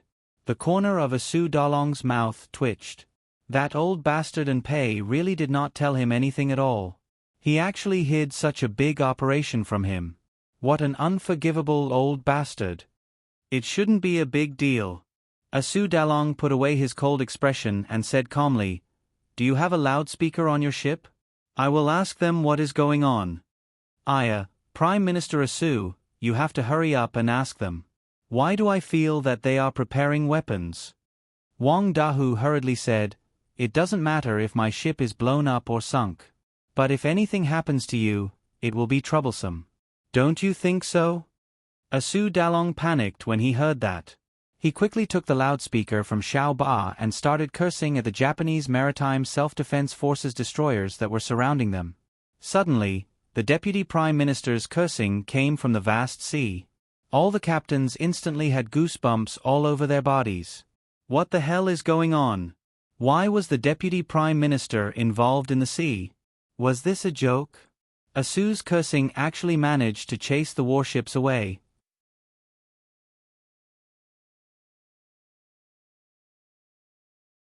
Chapter 1088. Su Yun and Lin Gu drove the boat back to Shenzhen and happened to meet Chang and the others who brought Ling Feng and Gu Chia to the shore of the yacht entertainment department. Wang Dahu's hand knife was really heavy. Gu Chia still hadn't woken up. He probably did it on purpose to prevent Gu Chia from making a ruckus on the boat when she woke up and Ling Feng couldn't sail the boat in peace. It was just that he didn't control it well, causing Gu Chia to be in a coma for a while. Su Yun expressed his sincere gratitude to Ling Feng. Ling Feng said, My boss's benefactor is my benefactor. It's my duty to do these things. No matter how Su Yun and the others tried to persuade Ling Feng to stay for a meal in Shenzhen, Ling Feng did not agree. He only wanted to rush back. He was very worried about Dahu's Seafood City's sea restaurant, so he could only decline Su Yun and the others' hospitality. Chong went to fill Ling Feng's boat with fuel. The reserve tank was also filled with fuel. He also prepared some water and fast food. Even if they didn't stay for dinner in Shenzhen, they still needed to replenish their energy on the way. Ling Feng was very happy with the hospitality of everyone. After bidding farewell to everyone, he embarked on the return journey again. At this time, the sky was basically dark. Fortunately, Ling Feng was very familiar with the sea route at night after following Wang Dahu for a year. He didn't find it difficult. After sending Ling Feng off, everyone rushed back to Shinkai Hotel. Gu Chia was still in a coma. Because it was a girl, it was convenient for Yifala to take care of her, so she was left in the bedroom for Yifala to take care of. Su Yun and the others went to the suite's reception room to rest. Dan Jiahao hurriedly brewed the tea. He really wanted to hear what new and interesting stories Big Brother Yun had encountered on this trip. Brother Yun, you're really good. You went out to sea for a whole day and brought back a beauty. Chong said, "Where did you go?" Su Yun was so tired that he sat on the sofa. He picked up the remote control and turned on the TV to broadcast the news channel. Lin Gu shrugged. "I'm afraid that you'll be scared if I tell you. This time, we directly barged into Japan's central island before we managed to save her. On the way back, my brother and I sank the Japanese destroyer Wanyao. There were 170 Japanese soldiers on the ship. I reckon that some of them have been fed to the sharks, while others have sunk to the bottom of the sea." "Keep bragging." Dan Hongning chuckled. "Little brother Pigeon, you're bragging a bit too much. Hee hee, you destroyed a destroyer and now you're driving a speedboat? Isn't this too cool?" "I'm a coward if I lie to you," Lin Gu said seriously. Lu Feng sighed and looked at Su Yun. "Brother Yun, what the pigeon said can't be true, right? You guys really got a Japanese destroyer?" "That's a warship from the Japanese Maritime Self-Defense Force." Kong Zhong's eyes widened as he said, "Brother Yun, aren't you guys going overboard?" "Little brother Pigeon must be teasing us." Dan Hongning said, "Brother Yun, right?" Compared to the three of them, Dan Jiahao was convinced. What's the big deal about destroying a Japanese destroyer? As long as Brother Yun dares to think about it, it's not impossible to destroy the entire Japanese Maritime Self-Defense Force. You guys still don't believe me? Humph, look at who Brother Yun is. Everyone's eyes were focused on Su Yun. They wanted to hear Su Yun admit to it. However, Su Yun just drank his tea and watched the news on TV without saying a word. At this moment, the female anchor's clear voice came from the TV. "Our reporter has a special piece of news from Japan. This afternoon, in the high seas between our country and Japan's central island, the Japanese Maritime Self-Defense Forces Wanyao sank. The reason for the sinking is unknown. Please listen to our reporter's detailed report." The scene changed, and the foreign correspondent held the microphone in high spirits. He could not hide the excitement in his voice as he reported, "Just this afternoon, there was a huge explosion in the high seas between our country and Japan. The cause of the explosion was a Japanese Maritime Self-Defense Forces destroyer called Wanyao. We might not be familiar with this destroyer, but it's very notorious at sea. It often intimidates and threatens fishermen from various countries who go fishing in the high seas, so no one likes this warship." When they heard this report, everyone present was stunned. The teacup in Chong Zi's hand almost fell to the ground. Dan Hongning's eyeballs almost fell out. What the? Brother Yun is indeed Brother Yun. He even dares to attack a warship. He's the pride of Hua Xia, the legend of Hua Xia. That D***MN Wanyao had done so much evil. They should have sunk it long ago. If it wasn't for the principle of peaceful coexistence and faith, it wouldn't have been allowed to act so arrogantly at sea for so many years. The cause of the explosion of the infamous Wanyao is still unknown. The Japanese authorities are investigating this matter. Our station will continue to bring news to all of you. That's all I've learned here. Host. The scene quickly changed to the studio. The female host continued in a clear voice. "All right, thank you for bringing us the news. It seems that Japan has gotten into trouble recently. The sinking of the Wanyao destroyer is definitely not caused by a simple reason. We will continue to follow up on the reports. This is today's news brought to everyone by our station. Goodbye." After the news was broadcast, everyone finally recovered from their shock. "Big Brother Yun, Big Brother Pigeon, you two are too awesome." Dan Jiahao was the first to cry out, "Can you bring me along when you do such a satisfying thing in the future? I also want to teach those Japanese a lesson. Brother Yun, you must give me a chance next time." "Do you think it's so easy?" Lin Gu said, My brother and I almost didn't make it back. If you had gone, you would have sunk to the bottom of the sea. Then I can do odd jobs next time, Dan Jiahao said. Dan Hongning glared at his brother. Do you think Brother Yun and the rest are joking? What can you do with this kind of thing? You'll only cause more trouble. Don't cause trouble for Brother Yun. Hurry up and pour tea for Brother Yun to relax. Dan Jiahao hurriedly poured tea for Su Yun.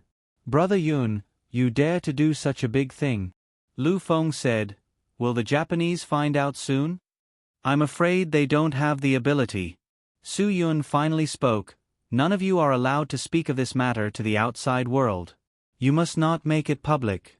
Once the Japanese get hold of it, they will pour all the dirty water on our Huaxia. Be careful with your mouths, pigeon, especially you. Got it. Got it. Lin Gu nodded vigorously. They really couldn't let outsiders know about this. The Japanese definitely wouldn't be able to find out. Without evidence, it was useless to say anything. Su Yun believed that Wang Dahu would take care of the rest. Now, Prime Minister Abe of Japan probably wouldn't be able to sleep again. In the past few months, he hadn't encountered any good things. Far away in Japan, in the Yasukuni Ghost Society, Abe III was drinking alone. He looked up at the ancestors who were worshipping him and cursed angrily, "You're all King trash. I worship you like this. Why don't you bless me? You bunch of bastards. Bastards." Crash. The wine bottle was smashed to the ground by Pei. "I'm telling you, if you don't bless me, then don't blame me for being rude." Pei continued to curse. "If I step down, as long as I, Pei, am still alive, I'll burn all of you. If it weren't for worshipping you, I wouldn't have ended up like this. Bastards. You're a bunch of old bastards. Even after death, you still want to cause trouble for the Japanese Empire. What's the use of worshipping you?"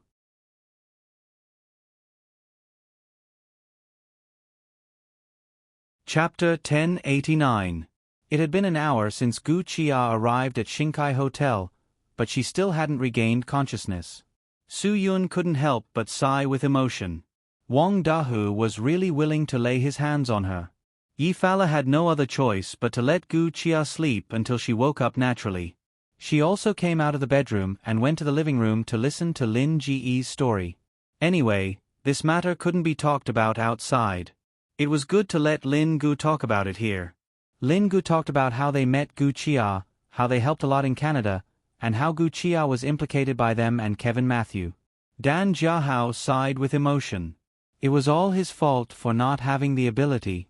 If he also had the ability of a pigeon, he could also follow Brother Yun to travel the world. How he went deep into Japan's Iguchi group to seduce Miss Iguchi, how he destroyed Vancouver's rival Indian gang, how he rushed into Middle Island to deal with the Japanese, how he met Wang Dahu of Dahu Seafood City's Sea Restaurant, how he used Stinger missiles to destroy Little Japan's helicopter, how he used javelin missiles to blow up the fuel tank of the destroyer Wan Niao. Just listening to it made Dan Jiahao's blood boil. Who didn't like these exciting things as a hot-blooded young man? It sounds like your life is really full of passion. Yi Fala shook her head enviously. Unlike me, I can only stay in Shenzhen. I can't even go 30 kilometers away from the hotel. Sigh, life is sad. Sister Yi, didn't you also travel the south and north in the past? Didn't you hit teachers and kick their legs? Little Dong Bei smiled. I heard from the kitchen that you even went to the Golden Triangle. You're really a strong woman. If I didn't go to the Golden Triangle, would I have fallen to this point? Yi Fala rolled her eyes at Little Dong Bei. It was because I was confused by Brother Yun's manliness that I believed him and brought him to the Golden Triangle. That was why he handcuffed my hands and handed me to the police. Su Yun smiled awkwardly. Let's not talk about this. Besides, I didn't use the beauty trap. Sister Yi Zi, Brother Yun has put a lot of thought into this. Dan Hongning helped Su Yun to explain, if it weren't for Brother Yun saving you from the abyss of misery, who knows what would have happened to you now? Look at those big drug dealers who were caught later. Which one of them wasn't a felony? The lightest punishment was a reprieve. Of course, Yi Fala understood. I really have to thank Su Yun for this matter. Now that I think about it, I really regret it.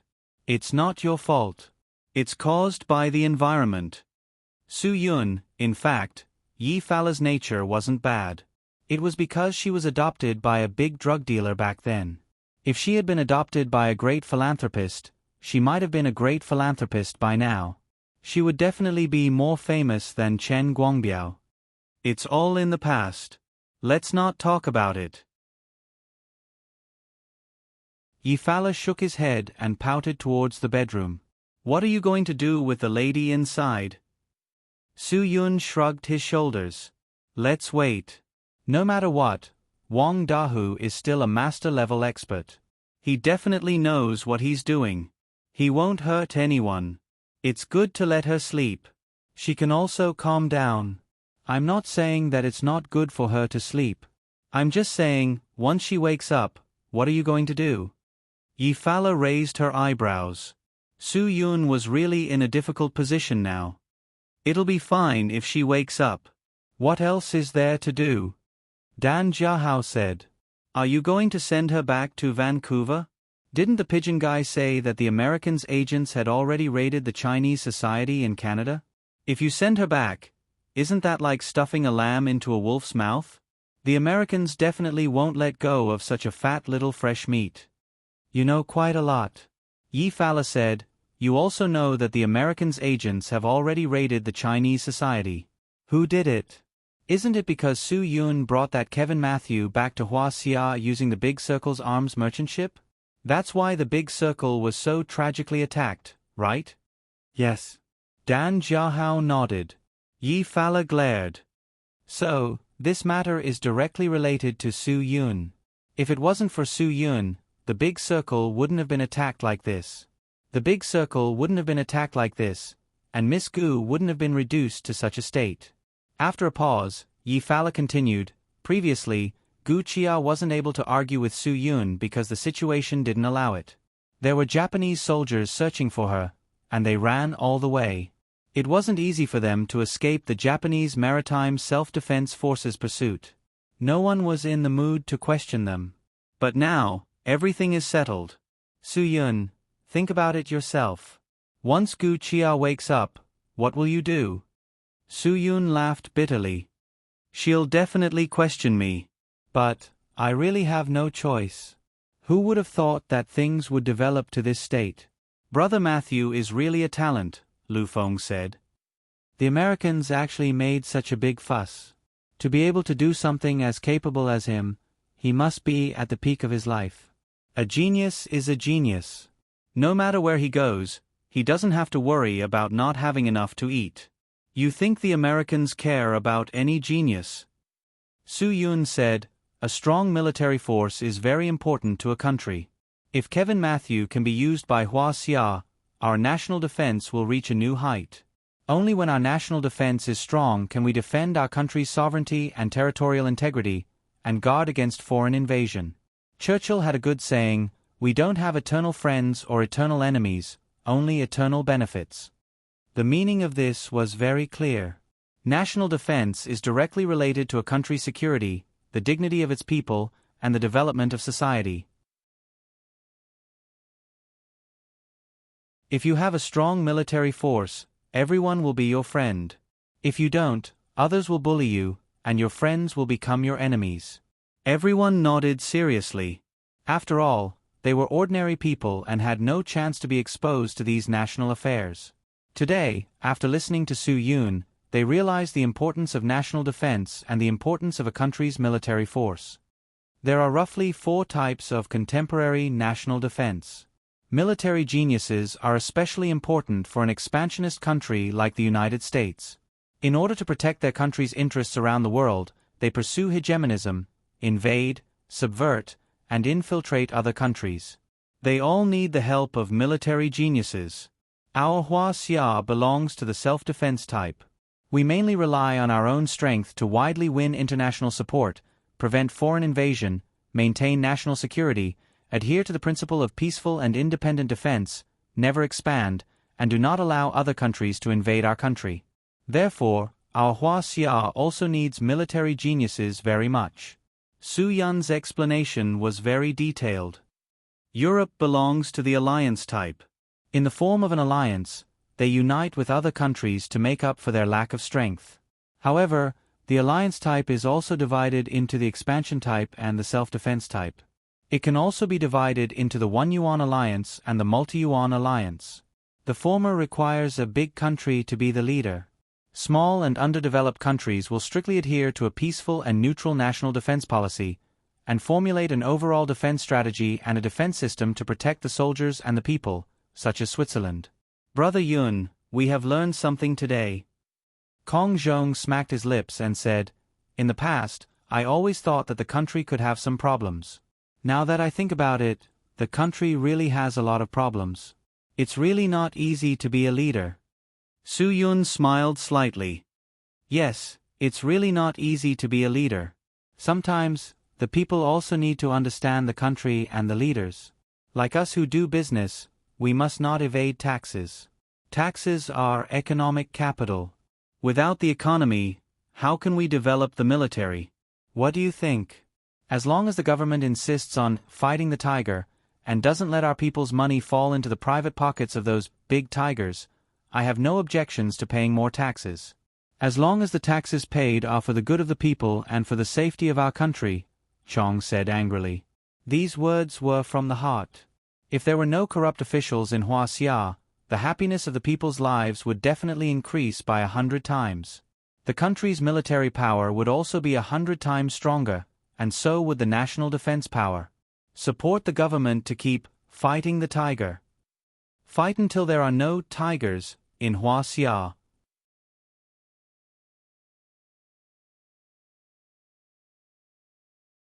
Chapter 1090. Yi Fala's worry wasn't unnecessary. Once Gu Qia woke up, she would definitely question Su Yun about some things. And these things were things that Su Yun couldn't explain.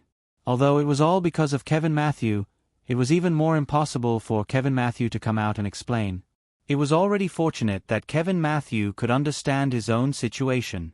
It was impossible to expect him to come out and explain this matter.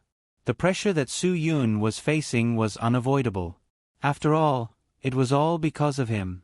He had to give Gu Qia an explanation no matter what. It was already late at night. Everyone was satisfied with the story and went back to their own homes to rest. Soon, only Su Yun and Yi Fala were left in the room. Yi Fala knew that Su Yun couldn't fall asleep, so she removed the strong tea and coffee in front of him. She warmed a cup of milk and passed it to him. "You should rest too. I'm afraid that you weren't idle in Yanjing for the past few days, right?" Su Yun smiled and thanked Yi Fala for her concern. He drank the entire cup of milk. "Yi Zi, are you purposely not letting Gu Qia wake up?" "What do you mean? Am I jealous that she's younger than me?" Yi Fala smiled and said faintly, "She's younger than me, but she's not as feminine as me. Childish little boys prefer fresh meat, and a mature man like you would definitely prefer feminine girls like me. Why would I be jealous of her?" Su Yun coughed dryly. Wasn't she digressing? What did this have to do with him being mature or not, liking fresh meat or being feminine? Seeing Su Yun's helpless face, Yi Fala waved her hand and said, "I'm just joking to make you relax. I really don't want her to wake up. Her coma isn't serious, and she can wake up after pinching her philtrum. But after thinking about it, you'd better think of how to answer her question before she wakes up." Su Yun didn't say anything. This was the problem that gave him the most headache. Don't tell me that she won't ask you anything, and don't tell me that there will be a way when the car reaches the mountain. Yi Fala said, "Now that the car has reached the mountain, you still haven't found the way." Maybe she might. Su Yun tried to find a reason to comfort himself. Yi Fala directly shook her head and denied it. There isn't such a strong girl in this world. She might be able to persevere after falling into such a miserable state, but you also said that there's no news of her family. How do you expect her to be strong? Su Yun, you'd better take advantage of the time you have to think clearly. Obviously, Yi Fala was considering everything from Su Yun's point of view. After saying this, she stood up and prepared to leave the room. You should take care of this lady. Whenever she wakes up, you'll need to solve the problem. I believe that your moral bottom line is still very strong. Even if a man and a woman are alone, you won't do anything out of line. At a time like this, how could he, Su-yun, still be in the mood to do anything out of line? Ye fella, you really know how to joke. Sigh. If I knew that Kevin Matthew would bring so much trouble to the big circle, I would definitely think of another way. Su-yun said lightly, some things might be more complicated than I thought. Kevin Matthew wants to return to Huaxia for revenge, but I didn't bring him back to Huaxia for revenge. I hope that he can be used by our Huaxia. Although it's not to the extent that Matthew controls the world, Kevin Matthews' advanced military theory and unconstrained design imagination are definitely very important to a strong country's military theory. After pausing for a moment, Su-yun continued, the United States has so many military geniuses, but they still want to control Kevin Matthew and prevent him from being used by outsiders. The reason is very simple. Kevin Matthew definitely has the ability to design and manufacture advanced weapons and defense systems that even the United States Department of Defense is shocked and worried about. This is why I want to bring Kevin Matthew back to Huaxia. Even if he can't do anything for Huaxia, I don't want him to be under house arrest by the United States. If he can be used by Huaxia, that would be even better. The stronger the country, the better our lives will be. Yi Fala nodded. She still understood this principle. But if I had known that bringing Kevin Matthew back to Huaxia through the Big Circle's arms merchant ship would bring such a disaster to the Big Circle, I definitely wouldn't have done it. Su-yun said with some pain. Not only did I let down Gu Chia, I let down the Big Circle, and I even let down the overseas Chinese. The negative impact this has brought to them is huge. If I had known this would happen, I would have dragged Matthew across the Pacific Ocean rather than implicate Gu Chia. I understand. Yi Fala patted Su-yun's shoulder. Don't think about anything for now. Have a good sleep and explain to her tomorrow. Su-yun lowered his head. What else could he explain? Just let Gu Chia beat and scold him. Everything was caused by him. I'm leaving. Yi Fala let out a long sigh. At this time, it was better to let Su-yun have some peace. However, Su-yun and Yi Fala didn't expect that after everyone left, Gu Chia had already woken up while they were talking. Although the environment was unfamiliar and she was somewhat shocked, after hearing Su-yun's voice, Gu Chia calmed down. She quickly realized that she had left the sea. Since she could hear Su-yun's voice outside, it meant that his life was not in danger. Could it be that everything was over? Everything was safe. Gu Chia got up and walked to the bedside. In the high-rise suite of Xingkai Hotel, looking down on the entire Shenzhen gave people a feeling of superiority. The bright lights on the bund showed off the wealth and pride of this international metropolis. Thousands of miles away from the Pacific Ocean, the lights were also bright and the stars were gorgeous. However, everything had changed. Now, Gu Chia indeed had too many questions in her heart that she wanted to ask Su-yun. However, after hearing Su-yun's words, all the questions were stuck in her heart. Perhaps she wouldn't listen to Su-yun's explanation even if he explained it to her face. However, through this method, she could accept it more. Only by thinking about the problem from the perspective of a third party did Gu Chia understand how guilty and self-blaming Su-yun was at this moment. If she continued to question Su-yun, what was the point? Everything had already happened. Why not try to learn to let go? Only by learning to let go could everything be reignited with hope. Sometimes, hope was just that simple. At this moment, Su-yun wasn't the only one who didn't have the courage. Gu Chia also didn't have the courage to face it. However, she finally decided to learn to let go. She summoned the courage to open the bedroom door. Su-yun turned his head following the sound of the door opening. Seeing Gu Chia standing at the door of the bedroom, he was really at a loss for a moment. Yi Fala was right. He really should think of something to say. Then he wouldn't be as speechless as he was now. Su-yun. Gu Chia spoke first to break the awkwardness of the silence. Su-yun could only smile faintly. You're awake. This is Shenzhen. We are all safe. The matter at sea has been settled. I've also avenged Paul and the mercenary brothers. Thank you. Gu Chia nodded. Gu Chia didn't fly into a rage. Instead, she said thank you. This really caught Su Yun off guard.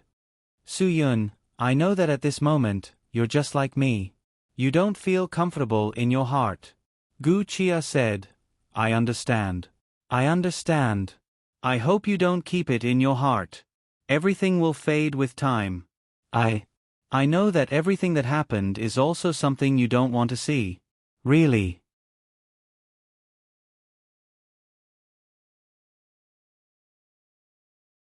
Chapter 1091. What Gu Chia needed the most at this moment was a hug. What she needed was a warm and solid embrace to give her the sense of security she needed the most at this moment. Sometimes, the flame of passion would be triggered inadvertently. The moment the two hugged, the feelings in Gu Chia's heart were like a river bursting through a dam. She could no longer hold back the surging feelings. She needed the man in front of her who could give her strength. A kiss. Just like the red lips of a traditional cocktail, Su Yun enjoyed the passion and warmth, but she was also aware of the potential danger lurking in every corner. That kind of fire that was teasing her heart refused to be extinguished. The difference between humans and animals was not as simple as being able to walk upright, nor was it just that humans learned how to use fire. The difference between humans and animals was that humans were complex, while animals were simple. Humans can think logically, but animals can't. Humans would use emotions to achieve certain goals, but animals would not. Humans would work hard to become better than others, but animals would not. Humans would create and invent necessities for survival, but animals would not. Animals would only think about what to eat today, but humans would not only think about that. Animals would like what they liked. If they did not like it, they would not pretend to like it. But humans were not like that. Animals would only do what they wanted to do, but humans were not as simple as they thought. Therefore, Su Yun's strong moral bottom line clearly told him that if anything happened between him and Gu Chia at this time, it would be no different from taking advantage of her. Because at this moment, Gu Chia did not have any psychological defenses at all. The only person she could trust now was Su Yun. The only person who could give her a sense of security now was Su Yun. Su Yun. Only Su Yun. In this world, she suddenly had no one else except Su Yun. People had rich emotions, so they had rich changes. At this moment, Gu Chia could only express her feelings in this way. And Su Yun was sober. He knew that he could not do this. If he did this, he would not be able to face Gu Chia in the future. The moment Su Yun pushed Gu Chia away, Gu Chia wasn't surprised. If Su Yun wasn't such a moral person, she wouldn't have fallen in love with him so desperately. I don't need you to be responsible for me, Gu Chia said calmly. Su Yun shook his head. But I need to take responsibility. As a responsible person, he would never do such a thing. For those who like to be irresponsible, they would definitely be elated. You're tired. You need to rest, Su Yun said. If there's anything, we can talk tomorrow. Stay with me. Gu Chia didn't hide her inner thoughts at all. Su Yun shook his head. He could not accompany her. If he accompanied Gu Chia tonight, something would definitely happen. Then coax me to sleep before you leave. Gu Chia said, I only have such a small request. Can't you satisfy me?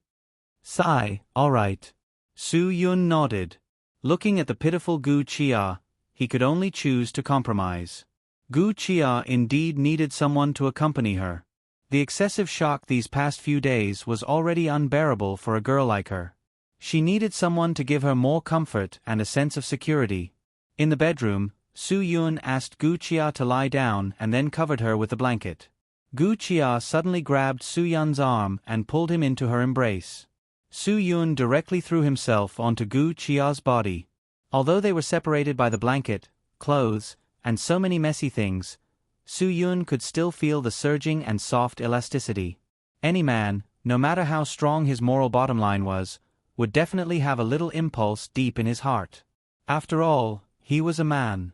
If he didn't have a little impulse in this situation, then he was most likely gay, right? Who wouldn't be tempted by a strong and normal man? Below him was a great beauty who was as beautiful as a flower in jade, who needed his love and protection so much. Give her love and protection. A voice shouted in the depths of Su-yun's heart. Another voice immediately stood up and suppressed him. Don't you know what time it is now? Su-yun, you are the instructor of the Dragon Brigade and the Dragon Fury team, Yen Long. How could you take advantage of her when she is in danger? She may be muddle-headed at this time, but you, Su-yun, can't be muddle-headed. That's right. Su-yun couldn't be muddle-headed. If he touched Gu Chia at this time, he would be too much of a jerk. Chia, don't worry and sleep. I'll be next door. If you need anything, just shout and I'll come over immediately. Su-yun awkwardly got up from Gu Chia's body. Go to sleep, it's late. The more Su-yun acted like this, the more Gu Chia felt that Su-yun was worthy of her trust. Then go. Oh right, Su-yun. Thank you. Really. I'm already very satisfied that you don't blame me. Why are you still thanking me? Su-yun awkwardly shook his head. I know, this wasn't your original intention. You definitely didn't want things to turn out like this. Gu Chia said. You're a responsible person. That's why you took such a big risk to come to Middle Island to save me. Actually, you could have completely ignored me. What nonsense are you talking about? Su-yun lightly patted Gu Chia's head. Go to sleep. Everything will be fine. I can't possibly ignore your matter. Moreover, this matter was completely caused by me. Just like this, Gu Chia slowly fell asleep under Su-yun's comfort. Su-yun kept whispering in her ear. Gu Chia finally couldn't endure the erosion of fatigue for many days and slowly closed her eyes. After Gu Chia was completely asleep, Su-yun slowly got up, walked out of the bedroom with light steps, and closed the door. After leaving Gu Chia's suite, Su-yun walked to the sofa in the public resting area of the guest room floor. He sat on the sofa and lit a cigarette. In the lingering smoke, he was still at his wits' end. He could only pray that God would bless old Master Gu and the people in the big circle to be safe. In the time it took to smoke a cigarette, Yi Fala appeared in front of Su-yun again. She seemed to have known that Su-yun would come to this place. How was it? Did you coax her to sleep? Yi Fala smiled. Su-yun was startled. How did you know she was awake? I don't know. I just felt that way. Yi Fala said. There's a saying that you can never wake up a person who's pretending to be asleep. You must know because I felt that she was unconscious and couldn't be woken up, so I felt that she was doing it on purpose. That's why I left first. But before I left, I deliberately induced you to say those words because she would only listen if you didn't say it in front of her. Su-yun finally understood Yi Fala's painstaking efforts. He smiled knowingly. Yi Zi, I really have to thank you. You're welcome. Yi Fala picked up Su-yun's cigarette box and took out a cigarette. However, she didn't light it. She just held it and occasionally sniffed it. Women would age faster if they smoked. Yi Fala was very clear about this. Su-yun lit another cigarette. It could be seen that he, who didn't smoke usually, was full of worries at this moment. Don't smoke so much. The nicotine will make it harder for you to sleep. Yi Fala said indifferently. Before you want others to let go of everything, you have to let go of everything yourself. Do you understand what I mean? Of course, he understood. Su-yun nodded and smiled. He accepted Yi Fala's good intentions and directly put out the cigarette in the ashtray. You go and rest. I want to be alone for a while. Okay, then you can be alone. If you still can't sleep, then I suggest you go to the wine lounge on the top floor and open 2 bottles of red wine to drink alone. Yi Fala smiled and stood up. I'll give you an easy-to-understand sentence. 5 words floating in the sky are not a problem. Even if it's a problem, it'll only be annoying for a while. It'll be fine after a while.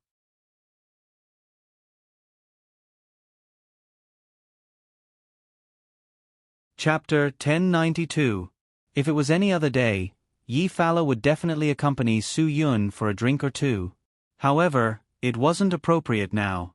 Su Yun should be alone for a while and not think about anything. Only then would he be able to empty himself. Sometimes, drinking 2 glasses of wine by himself felt quite good. Overlooking the entire Shen River from the top floor of Xingkai Hotel, listening to Yong 32nd Sun's Empty City, and drinking Yi Fala's collection of French red wine. This feeling was very suitable for Su Yun's current mood. In this modern city, there didn't seem to be much communication between people. There were fewer and fewer happy souls. Different stories, but the same sadness. The seeds of sadness were planted in the depths of people's hearts. They were allowed to germinate and wreak havoc, but no good medicine could be found to cure them. Loneliness was everywhere in the busy crowd. The displacement of the heart made the estranged world like an empty city. In the rising and falling melody, what was being chanted was the persistence and belief of the people who didn't want to give up in the spiritual home that was gradually collapsing and turning into ruins. In the desert, people were always in self-exile between their ideals and reality. After being reborn, they understood the value of returning to the true meaning of life. 2 bottles of red wine were really nothing to Su Yun. Unknowingly, they were quickly finished. The head waiter on the night shift at the bar immediately followed Yi Fala's instructions and prepared to get the wine for Su Yun. However, he was stopped by Su Yun. "Don't get it. If I drink like this, it's simply a waste. Just get me 2 bottles of whiskey. Don't be so wasteful." Yi Fala was the owner of the hotel, and Su Yun was also the owner of the hotel. The head waiter didn't dare to disobey and didn't get the collection anymore. He directly changed it to a 21-year-old premium whiskey Royal Salute. He was afraid that Su Yun wouldn't be able to taste it, so he also took some pistachios, cashews, almonds, and other dried fruits to match.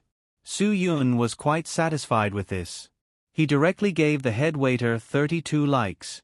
Just as Su Yun was enjoying this leisurely drinking alone, a person suddenly came in front of Su Yun and sat in the seat opposite him. A young man with a tall stature was holding an expensive bottle of Latour Manners collection in his hand. "Alone?" Su Yun nodded his head in agreement. "Why don't we drink together?" After saying that, the man filled Su Yun's glass with red wine. Su Yun was stunned. Why does this guy look like he's advertising for Trip? Her lines were exactly the same as Deng Chao's. Of course, Su Yun couldn't be like the girls in the commercials, bowing his head and smiling and agreeing to go on a trip together. "It's good to be alone," Su Yun smiled, but he did not refuse the wine poured by the other party. He took the wine glass and drank it in one gulp. After drinking, Su Yun immediately poured a clean whiskey glass full of whiskey and pushed it to the tall young man. Courtesy demands reciprocity. Seeing that the other party had no intention of drinking, Su Yun added, "It's just that the wine isn't good enough, but it's strong enough." "I like it." "I definitely didn't mean that the wine isn't good enough," the man said. "It's just that I really can't hold my liquor. I can't drink high alcohol content white wine, whiskey, vodka. It's better to have something red."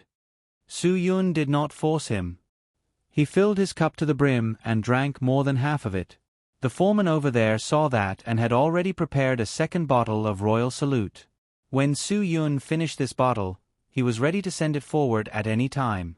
Chairman Yi had told him that Chairman Su's alcohol tolerance was very high. It was definitely an alcohol tolerance that he couldn't imagine. Chairman Su, good alcohol tolerance. The other party just took a sip of red wine and said with a smile. Su Yun was stunned. "You know me? I heard Sister Yi mention you a few times," the other party said lightly. "Maybe she didn't mention me to you. My name is Zhou Wanja. The speedboat you went out to sea on this time is mine." "Ah." Su Yun became enthusiastic. This was a favor. Thank you so much, Brother Wanja. I just asked Yizi and asked her to arrange it. No matter what, I have to give you 2 glasses of wine." You're welcome. We're all on the same side." Zhou Wanja smiled. "Chairman Su, you're too polite." Su Yun filled the glass to the brim. "I have to give you this glass of wine. If it wasn't for your help, I really don't know what to do." "You're welcome." Zhou Wanjia was caught off guard by Su Yun's straightforwardness. He hurriedly picked up the glass. However, Su Yun drank it in one gulp again. Zhou Wanjia couldn't even drink red wine. He braced himself and drank it. He only drank half a glass. Zhou Wanjia put down the glass and hurriedly picked up 2 almonds on the table and threw them into his mouth. Although this fellow loved wine and was very good at tasting wine, drinking in such large gulps was really not his strong suit. It seems that Brother Wanjia can't hold his liquor. Su Yun, no rush to drink, no rush to drink. We'll be friends in the future. If Brother Wanjia needs any help from Su Yun, as long as it's within Su Yun's ability, I'll definitely not refuse. Boss Su is really a straightforward person. I like to make friends with straightforward people. Zhou Wanjia said, Boss Su, if you don't mind, I'll call you Brother Su in the future. Of course I don't mind. Su Yun, Brother Wanjia, you can say that because you think highly of me. Come, let me give you another toast. After that, Su Yun filled his glass again. When the manager of the bar saw Su Yun drinking like this, he quickly opened another bottle and sent it over. It seemed that Boss Su liked the taste of this wine. Zhou Wanjia originally wanted to chat a little more, but when he saw the whole bottle of whiskey, he was immediately afraid of Su Yun. If he drank like this, even if he took the red wine sip by sip, he would not be able to go home in the end. Brother Su, drinking too much wine is bad for the body. It's better to drink less. Zhou Wanjia said, I can't hold my liquor, so I won't drink with you. Brother Wanjia, I'm a straightforward person. Wine is indeed not a good thing, but with a good friend, 1,000 cups are not enough. Su Yun, you've helped me so much. If I don't give you a few glasses of wine, then I really don't know how to be a person. Although Zhou Wanjia was smiling on the surface, he was crying in his heart. If he didn't drink a toast, it meant that he didn't give face. That meant that he was going to drink a forfeit. He really couldn't hold his liquor. Come, drink. I'll drink. You can drink as much as you want. Su Yun finished speaking and drank. The culture of Hua Xia's drinking table was very special. People who drank knew that once someone said that he would drink as much as you want, it meant that he wanted to take care of you, but you couldn't really drink as much as you want. If you really drank as much as you wanted, then you had to drink as well. That would be showing respect to the other party. Even if you really couldn't hold your liquor, you had to drink half of it to show respect to the person who gave you the toast. This was the culture of Hua Xia's drinking table. If you didn't even know this, you were destined to not be able to make friends. Su Yun was so straightforward that Zhou Wanjia couldn't hold it anymore. He could only get up and find an excuse. Brother Su, it's not that I don't want to drink with you. First, I can't hold my liquor. Second, my family has a rule that I have to be home before 12 o'clock at night. It's time now. I really can't drink with you. You're already so old. There's a rule? Su Yun smiled. Strict family upbringing. Hee, I'm a disciple of a famous family. Brother Su, you're joking. Zhou Wanjia said, let's meet again when we have time. Zhou Wanjia originally wanted to have a good chat with Su Yun, but looking at Su Yun's alcohol tolerance, he obviously wasn't a gay man. He was definitely a forthright man. If he were to express his intentions, he would probably be beaten up. It was better to save this matter. After all, someone who could get Yi Fala out of prison was definitely not an ordinary person. Although his Zhou family had a big business, he also knew that there was always someone better than him. Even if they couldn't become gay friends, they could at least become friends. After his father retired, he would have some connections when he took over. If he encountered any trouble, he would have a helper.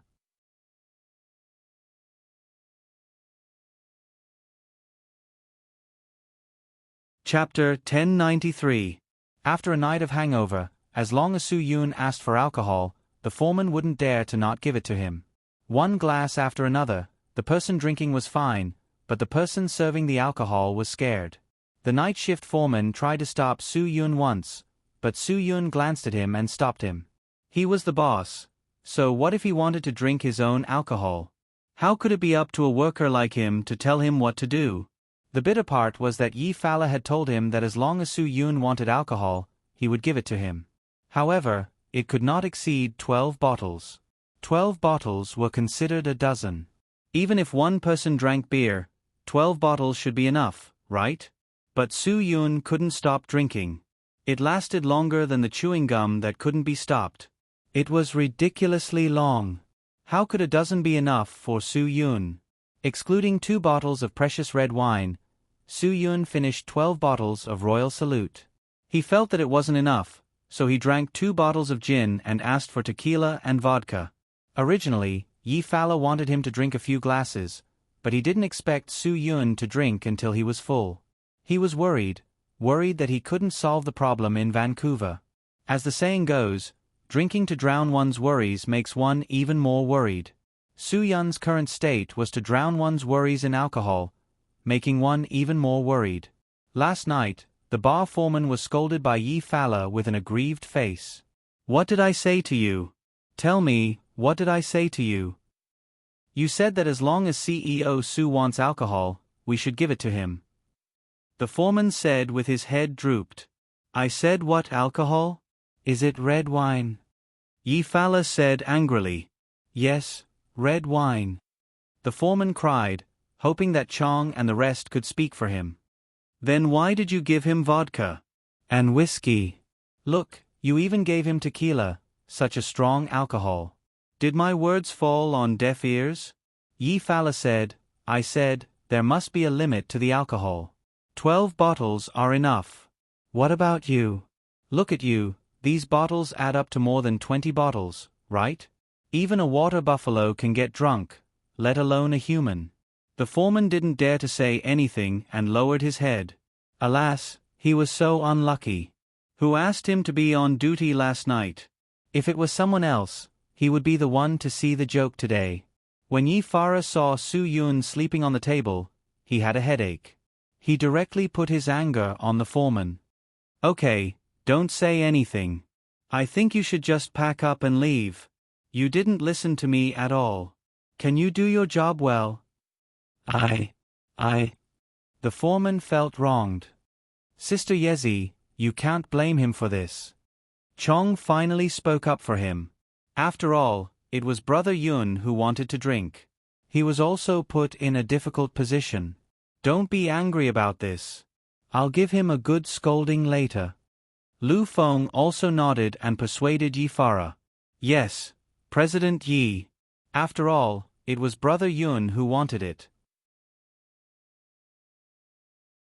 If I was here, I couldn't not give it to him. Brother Yun has been upset recently. We can all see this." Yi Fara also understood this. She let go of her anger and didn't argue with a small foreman anymore. "Think of a way to sober him up." Yi Fara said, "This isn't a solution. If it doesn't work, send him to the hospital to wash his stomach." "Sister Yezi, it's okay. I know my brother's alcohol tolerance. There will be no problem." Lin Gu said, "You give him to me. I'll think of a way to make sure he's full of energy before noon." Yi Fara shook her head helplessly. Seeing Su Yun drunk like this, how could she not feel distressed? "I'll go buy some hangover medicine. Is it the Sea King's golden goblet or the 1,000 cups not drunk? Which one is better? Who has used it before? Share your experience." Chong said, "There's no need for anything. Those things don't have much use." Lin Gu said, "I feel that my brother's drunkenness isn't just because of alcohol.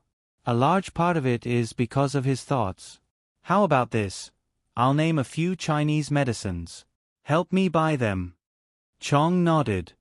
"Say it. I'll remember." Lin Gu counted with his fingers and said, "Sephora flavescens, chrysanthemum, white bean, nutmeg, citrus, kudzu flower, grassfruit, galangal." "What's the use of these things?" Yi Fara frowned. She felt that it would be better to just drink hangover medicine. Hangover medicine can't lack these things. These things all have a history. There are records of them in Famous Doctors, Compendium of Materia Medica, and Drug Test. Lin Gu said, They are all Chinese medicines that can warm the intestines, warm the stomach, dispel the cold, aid digestion, sober up, and quench thirst.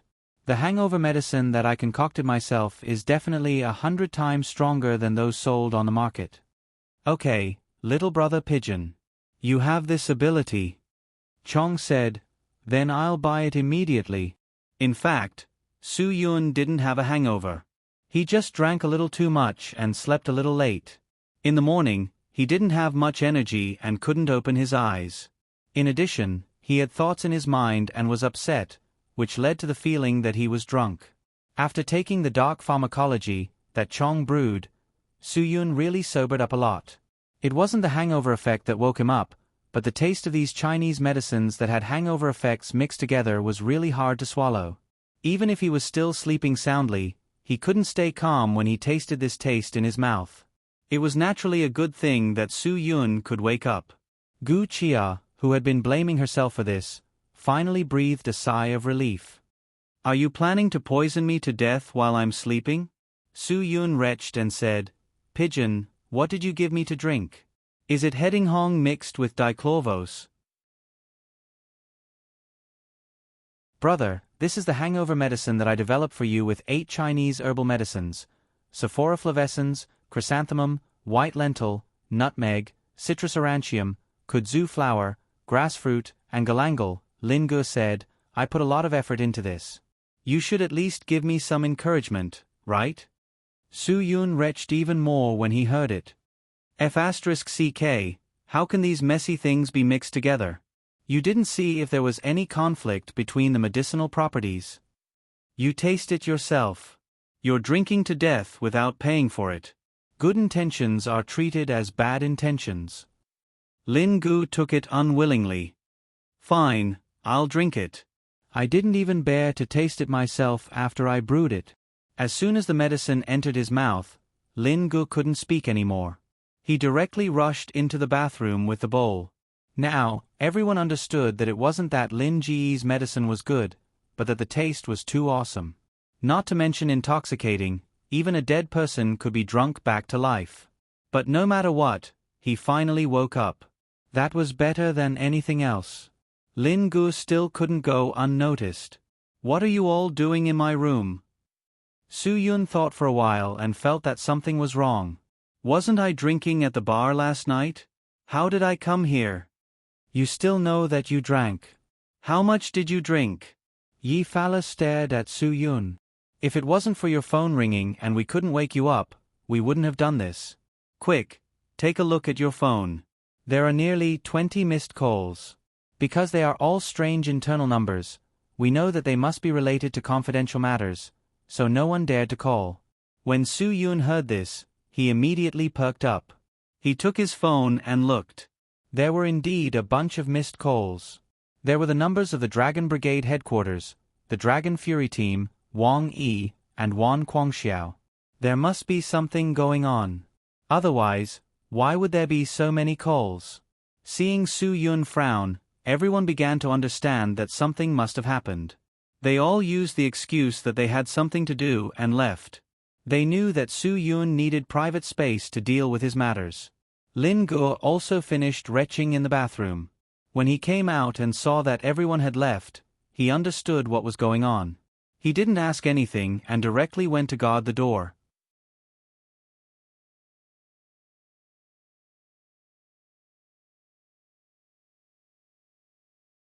Chapter 1094. Wan Guangxiao picked up Su Yun's call and roared like a lion. I thought you were dead. The entire brigade called you more than 20 times. Have you been away from the brigade for too long? Do you have to stuff donkey tail hair into your ears when you sleep at night? You can't even hear your phone ringing early in the morning. Su Yun heaved a sigh of relief. It didn't matter if he was scolded, as long as it didn't delay things. Chief, I drank some wine last night, so I slept rather soundly. Su Yun smiled and said, if you have any missions, just tell me directly. I promise I won't delay them. If there were any urgent missions, you would have been delayed.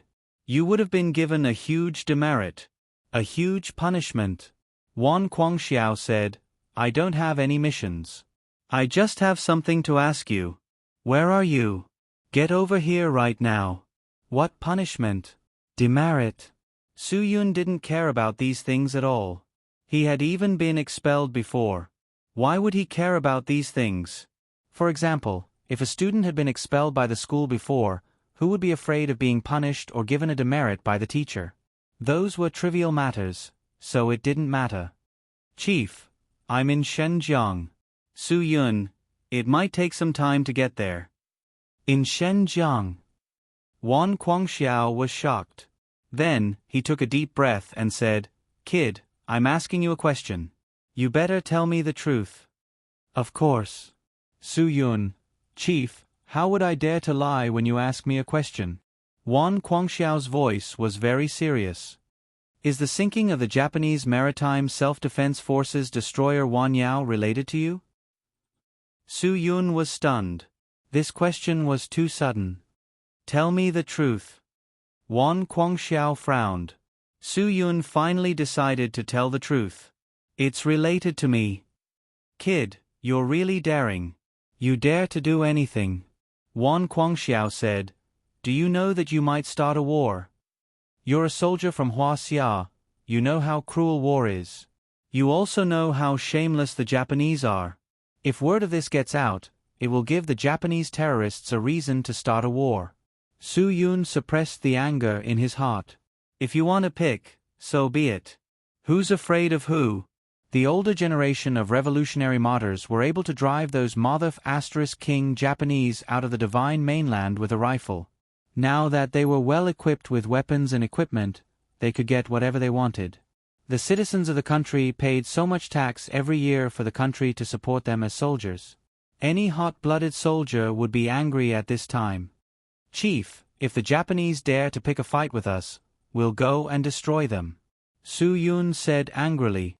Huaxia does not engage in aggression. This is a matter of principle. Wan Guangxiao said, Invasion is a violation of human rights and an insult to world peace. Do you know the burden on the shoulders of a permanent member of the United Nations? Young man, don't be so rude. Su-yun was unhappy. They provoked us first. We've already tolerated them a lot. War is irresponsible to the country and the people. Wan Guangxiao said, I know you young people are angry because you're not sitting in the position of the leader of the country. If you're in this position, you'll understand how difficult it is. Don't think of things as simple.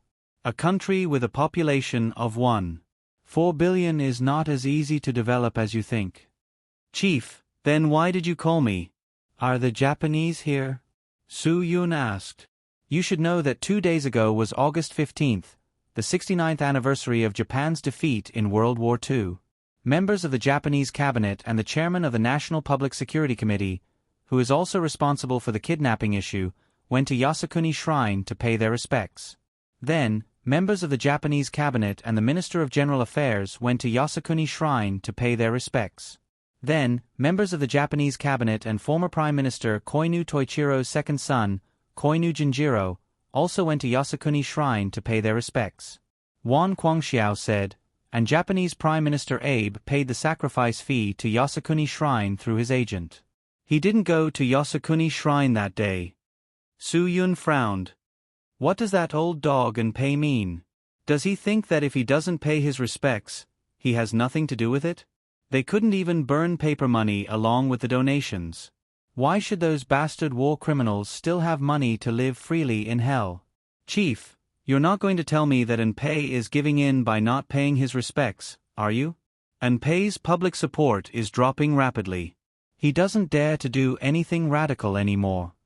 Wan Guangxiao said, but this time, the sinking of the Japanese Maritime Self-Defense Force destroyer Wanyao is an opportunity for him. If he finds evidence and can slander the Huaxia military, then he'll have a reason to win back the public support. Su-yun was stunned. That was right. It did make sense. He couldn't give Enpei a chance to turn things around now. He had blown up the Japanese Maritime Self-Defense Force destroyer. Although he had vented his anger, if Enpei found evidence, then it would be unreasonable. No matter what, Su Yun was carrying the identity of a Hua Xia soldier. When I heard the news, I couldn't sleep the whole night. I'm a soldier. I know very well that a destroyer can't be sunk for no reason. Wan Guangxiao said, I thought about it and was afraid that this had something to do with you. I didn't expect it to really have something to do with you. Chief, if you really can't do it, you can fire me, Su Yun said. If you fire me, I won't be a member of the Dragon Brigade anymore. Wan Guangxiao said angrily, What nonsense are you saying? What kind of place do you think the Dragon Brigade is? You can come and go as you please. A few days ago, the Japanese provoked our South China Sea Air Defense Identification Zone many times. Blowing up one of their ships can be considered teaching them a lesson. As long as we don't leave any evidence behind. Don't worry, there's no evidence. Su Yun said, I used an American-made Javelin missile to destroy the Japanese destroyer's fuel tank. Hua Xia doesn't have this missile. Even if it's investigated thoroughly, it has nothing to do with us. Kid, when did you get your hands on firearms? Wan Guangxiao frowned. You better remember your identity at all times. Don't do anything that goes against the rules. Su Yun grinned. Chief, if I didn't do illegal things like illegal immigration, how could I have brought Kevin Matthew back? What do you think? You can't say that as long as it benefits the country, it's okay to break the law. But if it doesn't benefit the country, it can't be done, right? You should believe me. I have principles in everything I do.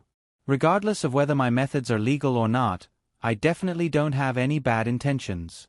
Wan Guangxiao was at a loss for words. You kid.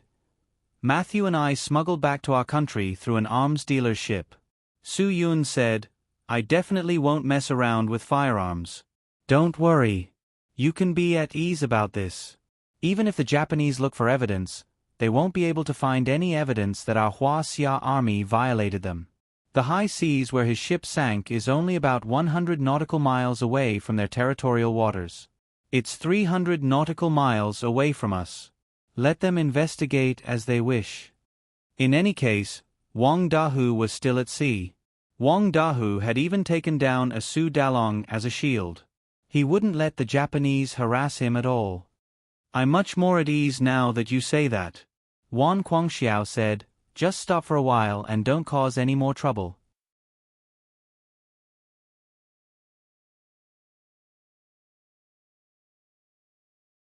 Chapter 1095. After Wan Guangxiao took Kevin Matthew away, he had always been treated as a VIP. Although Kevin Matthew tried to make a move on Chu Zigua, he was stopped after all. Most importantly, Kevin Matthew was not a despicable person by nature. His father's revenge was a grievance that had been suppressed in his heart for many years. People needed to understand, to open up and guide. During this period of time, Wan Guangxiao had been enlightening and guiding Kevin Matthew, trying to get him to walk out of his resentment and anger. As long as he could walk out of this, then everything would not be a problem. Wan Guangxiao knew very well how rare this kind of talent was. He remembered every little bit of Hua Xia's military development over the past few decades. If he could get a genius like Kevin Matthew early, Hua Xia's position as a military power would directly rise to a level of qualitative change. During this period of time, Wan Guangxiao would always take time to reason with Kevin Matthew. He told Kevin Matthew that Hua Xia was a military power. No one could deny this. The International Disarmament Organization had an evaluation of the military strength of each country. Hua Xia's comprehensive war strength was definitely not weak. A country's comprehensive war strength included many aspects, such as military strength, national defense mobilization ability, war potential, and so on. Comprehensive war strength represented a country's war ability. He also told Kevin Matthew, many people who thought that Hua Xia was not a powerful country always felt that Hua Xia's military strength was bragging, but Hua Xia had enough evidence to prove its strength. In the first year of Hua Xia's founding, it had beaten the United Nations army of 16 countries, led by the United States, from the Yalu River to the 38th parallel, and made them not dare to cross the minefield for more than 60 years. India, who had always thought that its military was very strong, should remember the self-defense war at the border of Hua Xia. At the beginning of the war, the famous American military general, five-star General MacArthur, said, "The people who fight Hua Xia's army are crazy." In the one-month self-defense war, Hua Xia had achieved overwhelming victory in the two battles and some local battles at the eastern and western borders. In total, they had annihilated more than 8,900 invading Indian troops. Although there were casualties, no soldiers were captured. During the Vietnam War, Hua Xia said, "The American infantry is not allowed to cross the 17th parallel." The American infantry did not dare to cross the 17th parallel in the entire Vietnam War. This was the strength and prestige of a military power. Of course, Yuan Guangxiao had to admit that the United States was the most powerful country in terms of military power. The Jane's military strength was the world first in terms of military technology and military expenditure. And the current military power was now developing its military strength in outer space and was gradually approaching zero casualties. This was something that any country could not help but accept. France had an advanced and perfect military-industrial system. Its independent weapon development ability was the strongest in Europe, and it was definitely a top military power. Russia had inherited 70% of the former Soviet Union's military power. It had a strong, heavy industrial foundation and developed military technology. This former superpower had super-strong independent weapon development ability. Its self-developed SS-27 Topol nuclear intercontinental missile could perform an S-shaped maneuver when it entered the atmosphere. This made the American National Missile Defense System helpless. Yuan Guangxiao said this to let Kevin Matthew know that this was why the United States wanted him so much. To be able to develop an S-shaped nuclear intercontinental missile defense system, only a super genius like Kevin Matthew could do it. After the Gulf War in the 1990s, Hua Xia's decision-makers saw the gap between Hua Xia's military and the rest of the world. They gradually increased military investment and introduced a lot of advanced military technology. Now, they had achieved great results. Hua Xia's space technology and missile technology led Europe. The military stepped up its information technology and had a certain level of strength in nuclear missile technology. However, they had to admit that Hua Xia's basic industry was weak. The processing technology still needed to be improved. These weaknesses directly affected the quality of Hua Xia's weapons. This was also what Yuan Guangxiao wanted to express to Kevin Matthew. This was the reason why Hua Xia needed him. After a period of contact, Kevin Matthew was also much more familiar with Yuan Guangxiao. He talked a lot with Yuan Guangxiao about his views on world military theory. Matthew said that, in terms of nuclear weapons, Hua Xia was ranked in the top 5 in the world. In terms of submarines, Hua Xia was ranked in the top 2 in the world. In terms of surface ships, Hua Xia could also be ranked in the top 8 in the world. In terms of combat aircraft, Hua Xia was definitely ranked in the top 4 in the world. In terms of tanks, armored vehicles, and light weapons, Hua Xia was undoubtedly the world's number 1. Kevin Matthew also shared some of his own views. He felt that, in terms of land forces alone, Hua Xia was ranked higher than Russia and America, while its air force was behind Russia and America. As for Hua Xia's naval power, it was a little weak. It could be said that it was behind Japan, India, and France. Yuan Guangxiao agreed with Kevin Matthew's views. Why did the Japanese dare to make a fuss at sea? Why did the Japanese Maritime Self-Defense Force act so tyrannically on the high seas between the two countries? It was because Hua Xia's naval power was not strong enough. That was why they dared to act so recklessly. If Hua Xia's naval power was the same as on land, not to mention the Japanese, even the United States would not dare to cross the 17th parallel, just like during the Vietnam War. It was because of this that Hua Xia needed a military genius like Kevin Matthew to help Hua Xia develop its naval power, allowing Hua Xia's military comprehensive combat ability to rise to another level. It would make the Japanese's troublemaking be ****************************************************************** Stars not dare to act rashly. Was already tempted by Yuan Guangxiao's persuasion. After all, this was his motherland. After all, the Dragon Brigade was where his father had once served. After all, his father was also a proud Hua Xia soldier. Although he was not able to give him any proof of identity until his death, and even his body was thrown away somewhere, no one could deny that he was the pride of Hua Xia's soldiers. Wan Guangxiao had said to Kevin Matthew in a profound tone, "Matthew's surname is Ma.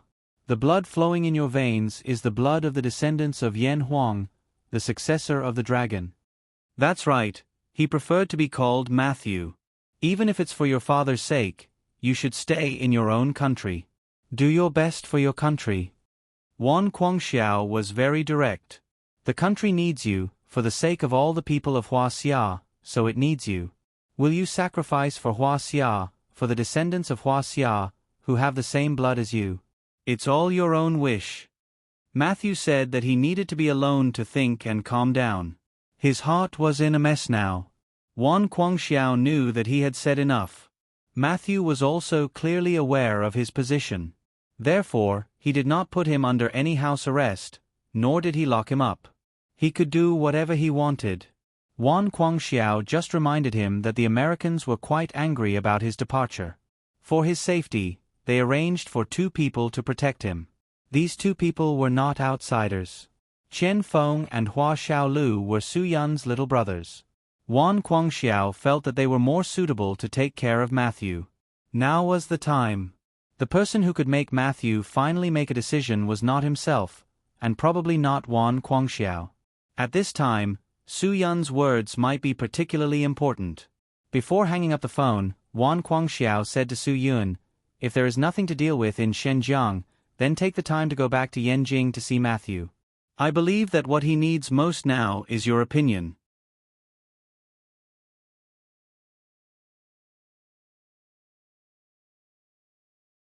Chapter 1096. Whether it was Gu Chia or Kevin Matthew, Su Yun could not ignore their affairs. They were all closely related to him. Matthew had left the Americans without permission this time, which had caused the entire circle to be in trouble, and he probably did not know about it yet. In this way, Su Yun felt that it was even more necessary for him to talk to Matthew in person. At least, he should let him know how angry the Americans were about him leaving.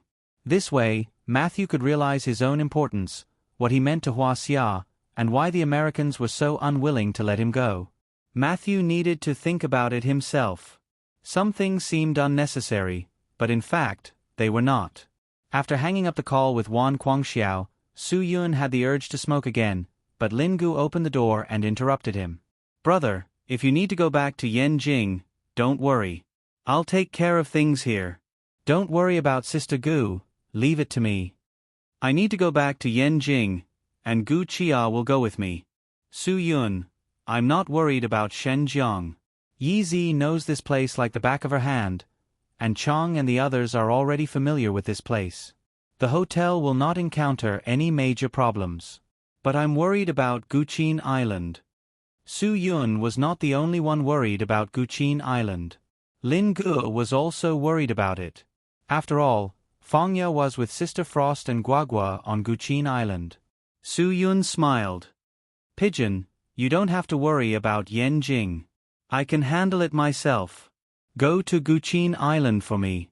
With you there, I'll be less worried. Brother, you're not deliberately saying this because Fangya is on Guqin Island, right?" Lin Gu was a little confused. "Of course not, Su Yun. But then again, you really should go to Guqin Island to accompany Fangya. After all, she's only been with you for a short period of time, and you're already so busy that you can't even see her." Pausing for a moment, Su Yun sighed. "Of course, this is also my fault. If it weren't for me, you wouldn't have to be so busy with your relationship. How can it still be like this? You can't even hang out with me all day long." "Brother, I won't be happy if you say that." Lin Gu said, "Didn't I come here to help you?" There was no need to say much between brothers. No one would trouble anyone, and no one would owe anyone anything. If he was so calculative all the time, he wouldn't be a brother anymore. However, Su Yun was very clear in his heart. "Then you should get ready to go to Qingdao today. The high-speed rail is also convenient, and the train will start by water. I'll ask Chang to send you to the station. Give Fangya a call and ask her to tell Sister Shuang to arrange for someone to pick you up," Su Yun said. "When you see Fangya, apologize to her on my behalf for borrowing her boyfriend for so many days. I'm really sorry. Haha, I'll definitely pass on your words. Lin Gu laughed and said.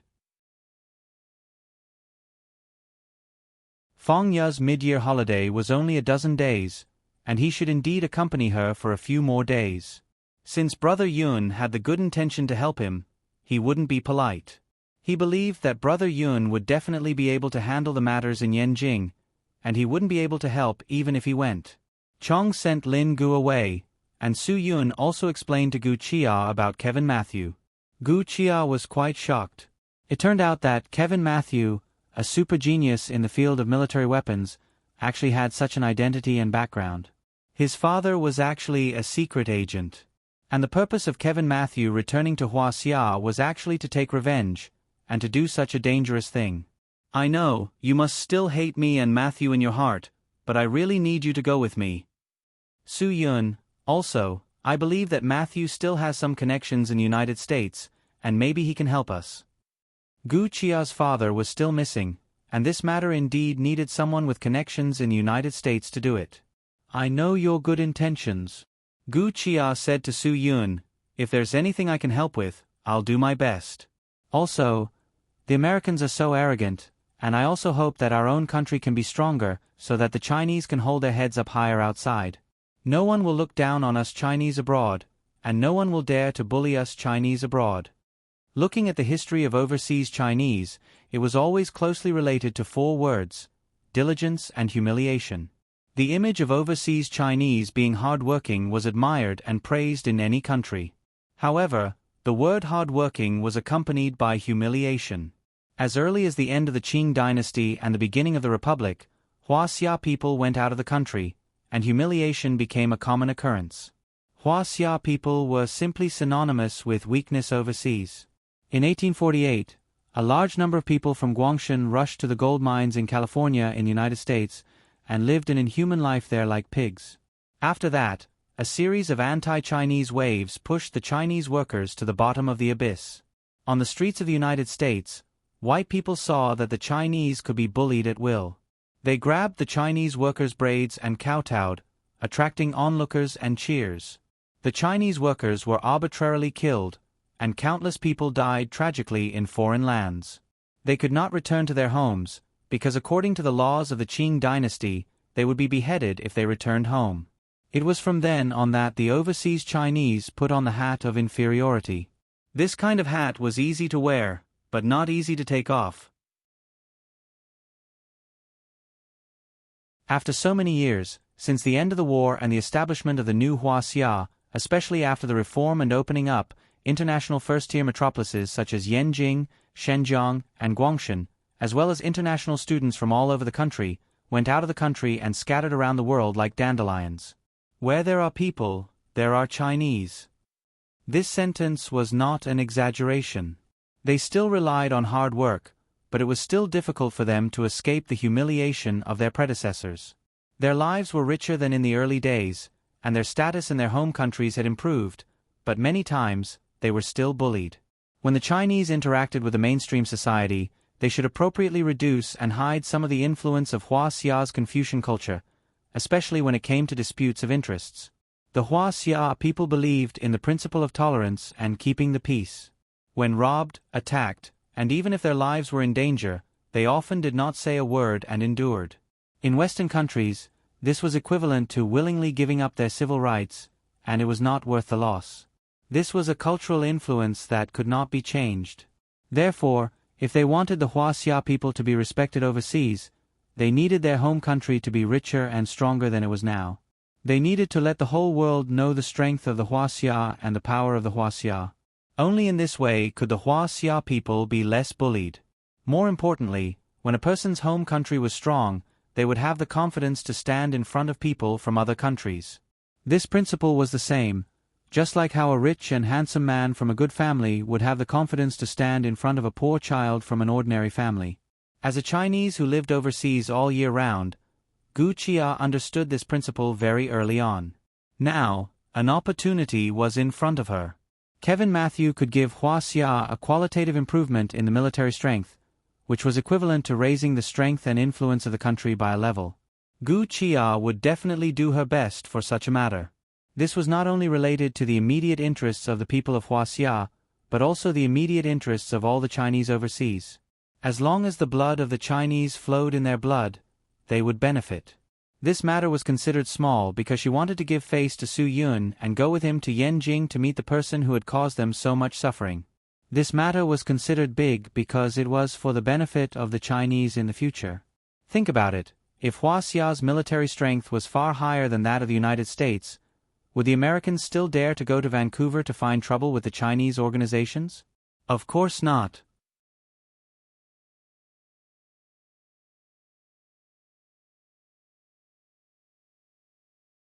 Chapter 1097.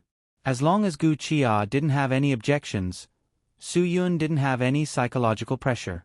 After packing his things, he said goodbye to Yi Fala and the others and drove straight to Yanjing. Along the way, Gu Qia's face would still show a faintly discernible expression of worry. Her worry was something that no one else could understand. Rather than Su Yun urgently wanting to see Matthew, Gu Qia was even more anxious. She hoped that Matthew had friends in America who could help her find out about her father. It was already late when they returned to Yanjing. Due to Gu Qia's identity, Su Yun couldn't bring her to the Dragon Brigade. Thus, he booked a room in a hotel near the Dragon Brigade headquarters. After settling Gu Qia down, Su Yun rushed to the Dragon Brigade headquarters. Everyone now knew that Su Yun had returned, so they wouldn't be surprised to see Su Yun again. Su Yun stopped the car and went straight to Wang Yi's place. Wan Guangxiao must have returned home by now. Su Yun didn't want to disturb him, so he went to find Wang Yi. "You rascal, can't you let me know before you come back? Make some noise so that I can be prepared." Wang Yi said, "What's wrong? Why did you come back so suddenly? If we didn't call you, you wouldn't have told me, right?" "Master, I talked to the chief on the phone this morning. You must know about what happened to me these few days. Su Yun, I will report to you immediately if anything happens in the future." "You kid. Sai, you dare to cause any big trouble?" Wang Yi said helplessly, "Just keep this to yourself. Don't tell anyone." Su Yun nodded. Of course, he knew this simple logic. "Why did you come back in such a hurry?" Wang Yi asked. "I think I need to communicate with Matthew to see if he can be used by the country," Su Yun said. After hearing this, Wang Yi patted Su Yun's shoulder hard. "Why didn't you think of this earlier? I always thought that you wouldn't be able to change your mind. Helping the country to convince him is your responsibility as a soldier of Huaxia. Besides, you're doing this for the good of your friend." Although his father was betrayed by Chu Zigua, the real culprit behind his father's betrayal was definitely an American agent.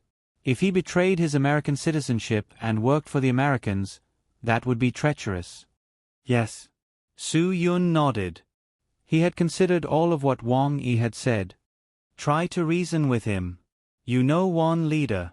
He won't force Matthew to choose." Wang Yi said, "But you are his friend. For his own good, you should insist that he make the right choice." "That's for his own good." "I understand." Su Yun said, "Then where is Matthew now?" Wang Yi pointed in the southeast direction. "He's in the hotel near us." "What's it called?" "Taiwan Hotel." Su Yun was stunned. He had arranged for Gu Qia to stay in a hotel near Dragon Brigade. Yes. Wang Yi nodded. "That's the place." "Our chief said that we can't put him under house arrest or imprison him. We have to convince him with virtue. We have to try our best to make him make a voluntary choice without any coercion. The choice he makes represents the choice he wants to make the most in his heart.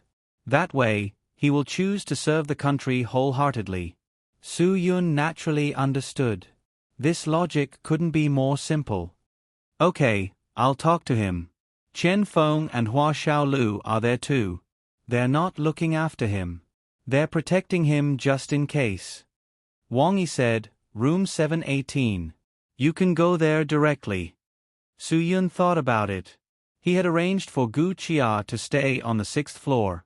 It was too convenient. After bidding farewell to Wang Yi, Su Yun directly returned to Taiwan Hotel. He sensed carefully and indeed felt two hidden powerful auras. Obviously, these two auras belonged to Qian Feng and Hua Xiaolu. These two brats aren't simple. If I didn't check carefully, I wouldn't have been able to sense your auras. Su Yun muttered to himself. His brother's strength was improving. The stronger they were, the better they could hide their auras. After parking the car, Su Yun directly took the elevator to the 7th floor of the hotel.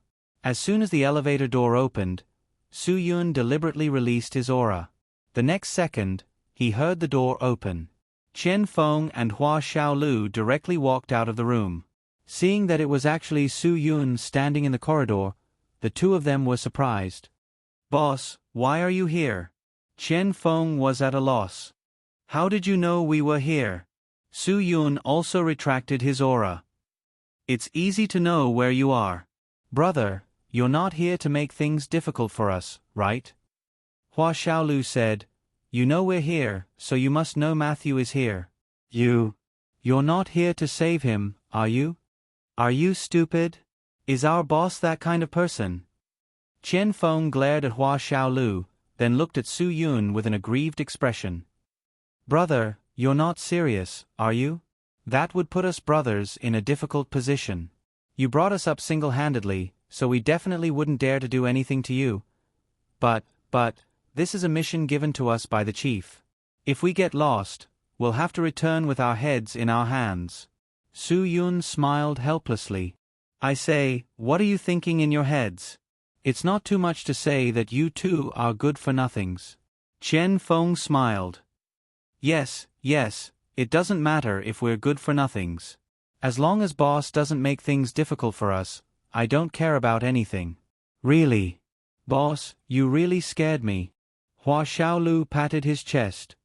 "Master told me to come here. Su Yun, the chief called me this morning and approved me to come and see him." "Then let's go in." Qian Feng pointed at Matthew's room. "The chief said to give him enough personal space to let him have enough time to think. If he decides to leave, we won't stop him. But before he makes a decision, the chief told us to stand guard." Su Yun smiled. "I came this time to let him make a decision as soon as possible." As they spoke, Su Yun had already pushed open the door to Matthew's room. He deliberately spoke for Matthew to hear. "It's not a good idea to keep dragging it out like this. Things have to be resolved sooner or later, right?" Hearing Su Yun's voice, Matthew turned his head. His face was full of shame and apology. No one could understand his guilt towards Su Yun. "Matthew, how have you been recently? Have you gotten used to living in Huaxia?" Su Yun was fine. Matthew let out a long sigh of relief. "Brother Yun, I'm sorry. If you still call me Brother Yun, then there's nothing to be sorry about." "Su Yun, I came here today for only one purpose. I want to ask you what you mean. There are some things that don't make sense to think about for too long. I'll take you to see someone. I believe you can make a decision soon. No matter what your decision is, I will still treat you as a brother."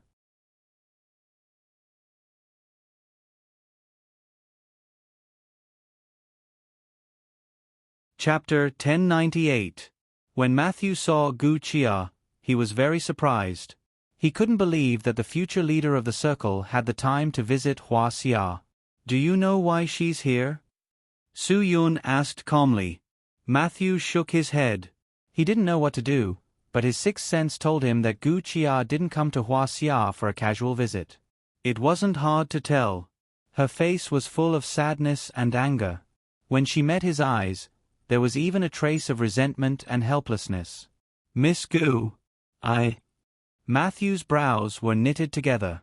He tried to ask, but found that he didn't know what to say.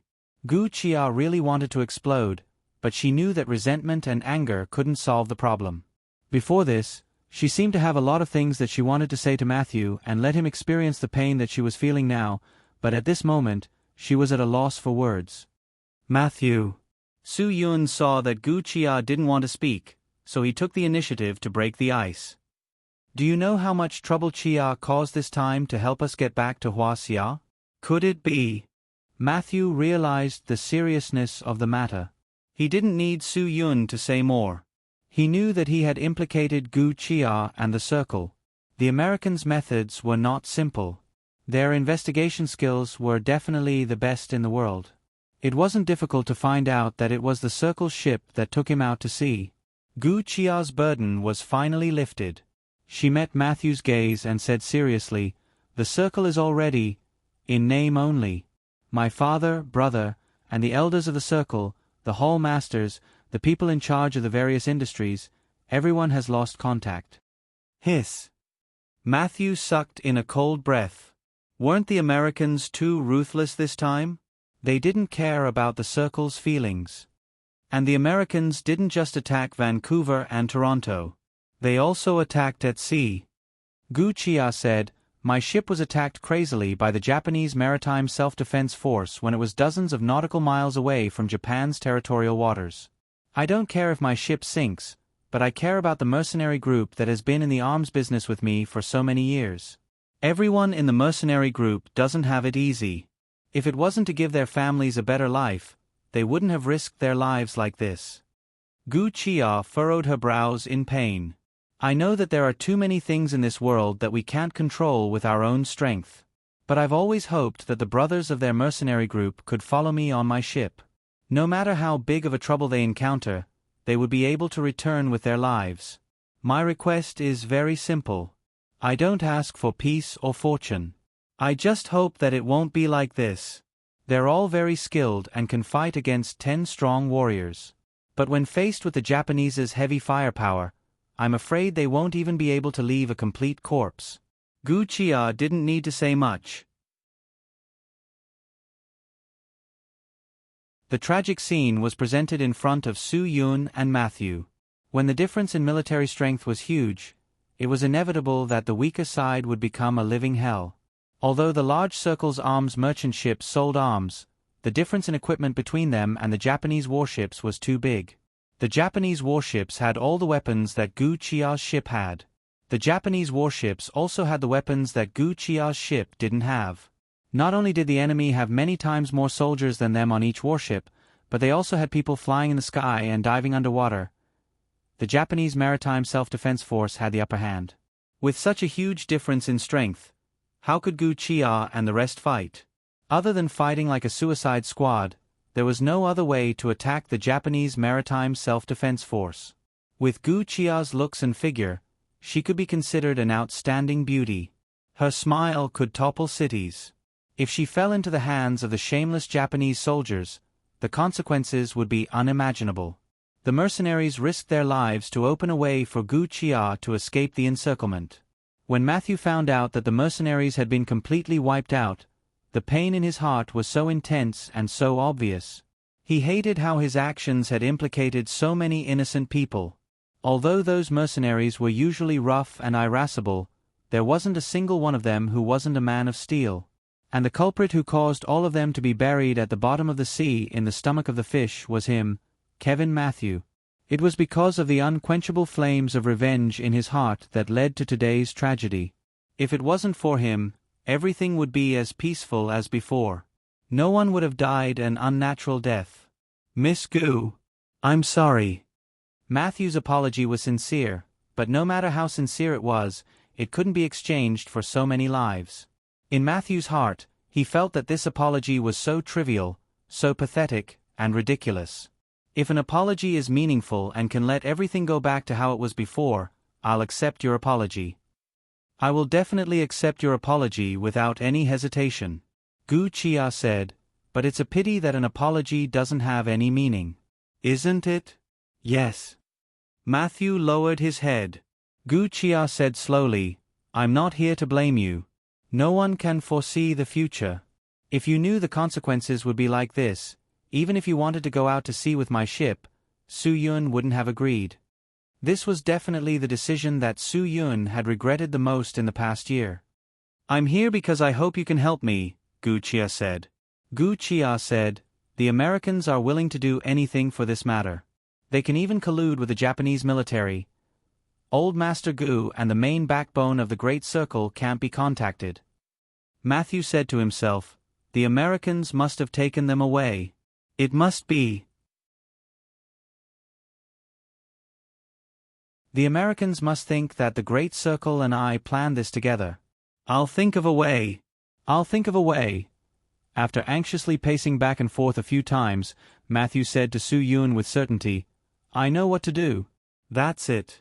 I'll contact a friend of mine in the United States right now. I'll ask him to tell the CIA agents to release them, and I'll go back to the United States with them. Then, we'll be fine.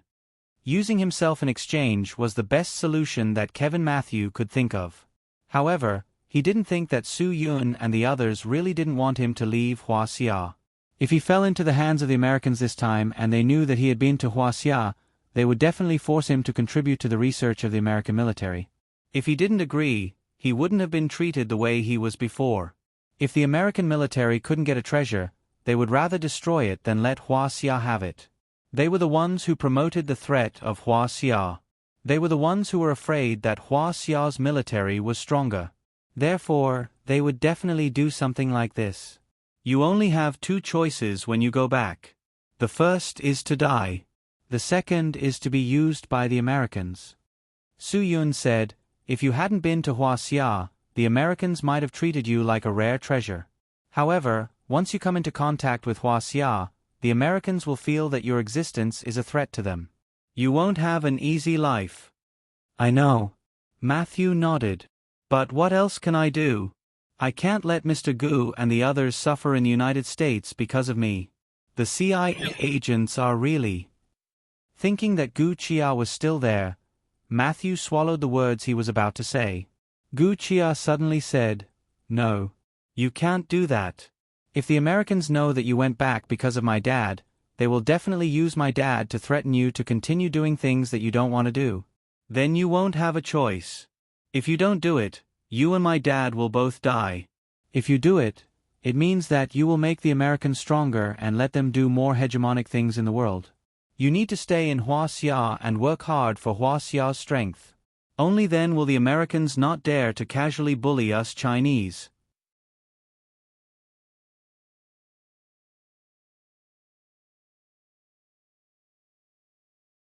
Chapter 1099. For Matthew, the dilemma of whether or not to stay in Huaxia had tormented him so much that he couldn't sleep for many days. Today, Gu Chia's words seemed to have opened up his conception and governing vessels, allowing him to suddenly see the light. If the country was strong, the people would be strong. He actually couldn't comprehend such a simple principle. How lamentable! He, Matthew, had the ability to be used by the country and the people. Was there a need to struggle? He was the son of the legendary Dark Dragon of the Dragon Brigade. His father had worked hard for the country all his life without complaint. Even if he died in a foreign land without a corpse, he still told Matthew in a letter written many years ago that if he died or went missing, it was his own choice. He chose to serve the country, so he had to take responsibility. No matter what his end was, whether it was a tragic death or honor, he would feel honored for his profession. The country's mission was honorable. Since Matthew had a nameless hero who died in a foreign land with a glorious mission as his father, it was only right for him to continue his father's work for the country and benefit the people of China. One Tianxiang had once said, "Who doesn't die since ancient times?" His loyal heart shines in the annals of history. Fan Zhongyan said, "Worry about the worries of the world first, and enjoy the pleasures of the world later." In the book, Serving the People, Grandpa Mao used a sentence to praise Comrade Zhang Side, who served the people wholeheartedly. Everyone has to die. It may be as heavy as Mount Tai, or as light as a feather. When Sima Qian wrote this sentence, he must have been extremely angry. He was willing to be humiliated in order to achieve his noble ideals. His tenacious fighting spirit was even more admirable. Matthew believed that this sentence could be used on his father as well. Everyone has to die. It may be as heavy as Mount Tai, or as light as a feather. My father used his life to explain to me what it means to be as heavy as Mount Tai. They all say that like father, like son. If I leave like a feather, I'm afraid I won't be able to face the ancestors of the Ma family in the underworld. Well said. Su Yun nodded in agreement.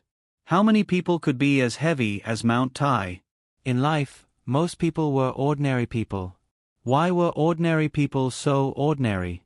It was because when faced with an opportunity to change and achieve great things, they would not want to seize it. Excessive pressure and responsibility would be unbearable for ordinary people. The decision Matthew made today was a decision that would change his life. Whether or not he could be like his father, whose death was heavier than Mount Tai, all depended on his decision now. Miss Gu, no matter what, I will try my best to help you find your father, Matthew said, but I really don't have the confidence to promise you that I can save your father. I understand. Gu Chia said, although as a daughter, I really want to bring you to America in exchange for my father. I also know very well that if I do this, not only will my father blame me, but my ancestors will also blame me. I don't want to be a selfish person. I hope you can leave quickly before I change my mind. Matthew gritted his teeth. I will do my best. No matter what price I have to pay, I will do my best to save Mr. Gu. You don't have to worry about saving him. Su Yun said calmly, Matthew, as long as you can find out where Mr. Gu and the others are being held, it will be fine. I will think of a way for the rest. After saying that, Su Yun turned to Gu Chia and said, I can only tell you that I will do my best. Before the matter is resolved, I can't give you any guarantees. But I, Su Yun, can guarantee that as long as I know where Mr. Gu is, even if Black Bama is holding Mr. Gu under house arrest in the White House, I will dare to break in. Gu Chia believed in Su Yun's guarantee 100%. Matthew's gratitude to Su Yun was expressed without words. Chen Feng and Hua Xiaolu admired their boss even more. What the hell, he even wanted to break into the White House. Their boss was their boss. He would always be their idol. He was not afraid of anything. As long as someone dared to provoke him, even if it was God, he would not put them in his eyes.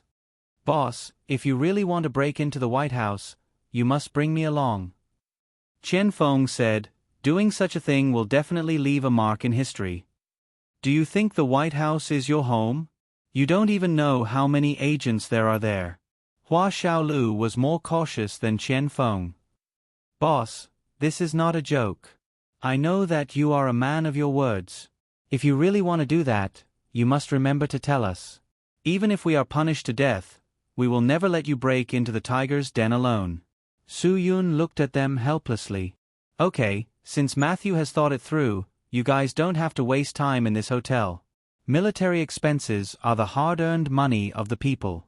What should be saved must be saved. Staying here for a night is not cheap. Boss, if you really want to save military expenses for us, then you can reimburse the room for these few days. Anyway, you are now a big boss. You don't lack this small amount of money. Chen Feng said shamelessly. Don't think that I don't know what you are thinking. Su Yun laughed and scolded. Save it. Chen Feng stuck out his tongue. I am not careful in making friends. The boss that I have admired for so many years is actually such a stingy person. He doesn't even give me some pocket money.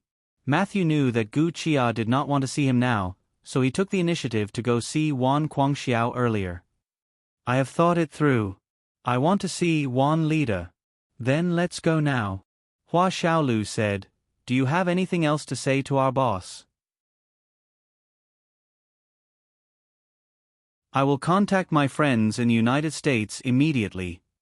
Matthew said to Su Yun and Gu Chia, as long as there is news, I will inform you immediately. Don't worry. The American agents are very good at cleaning up traces and evidence.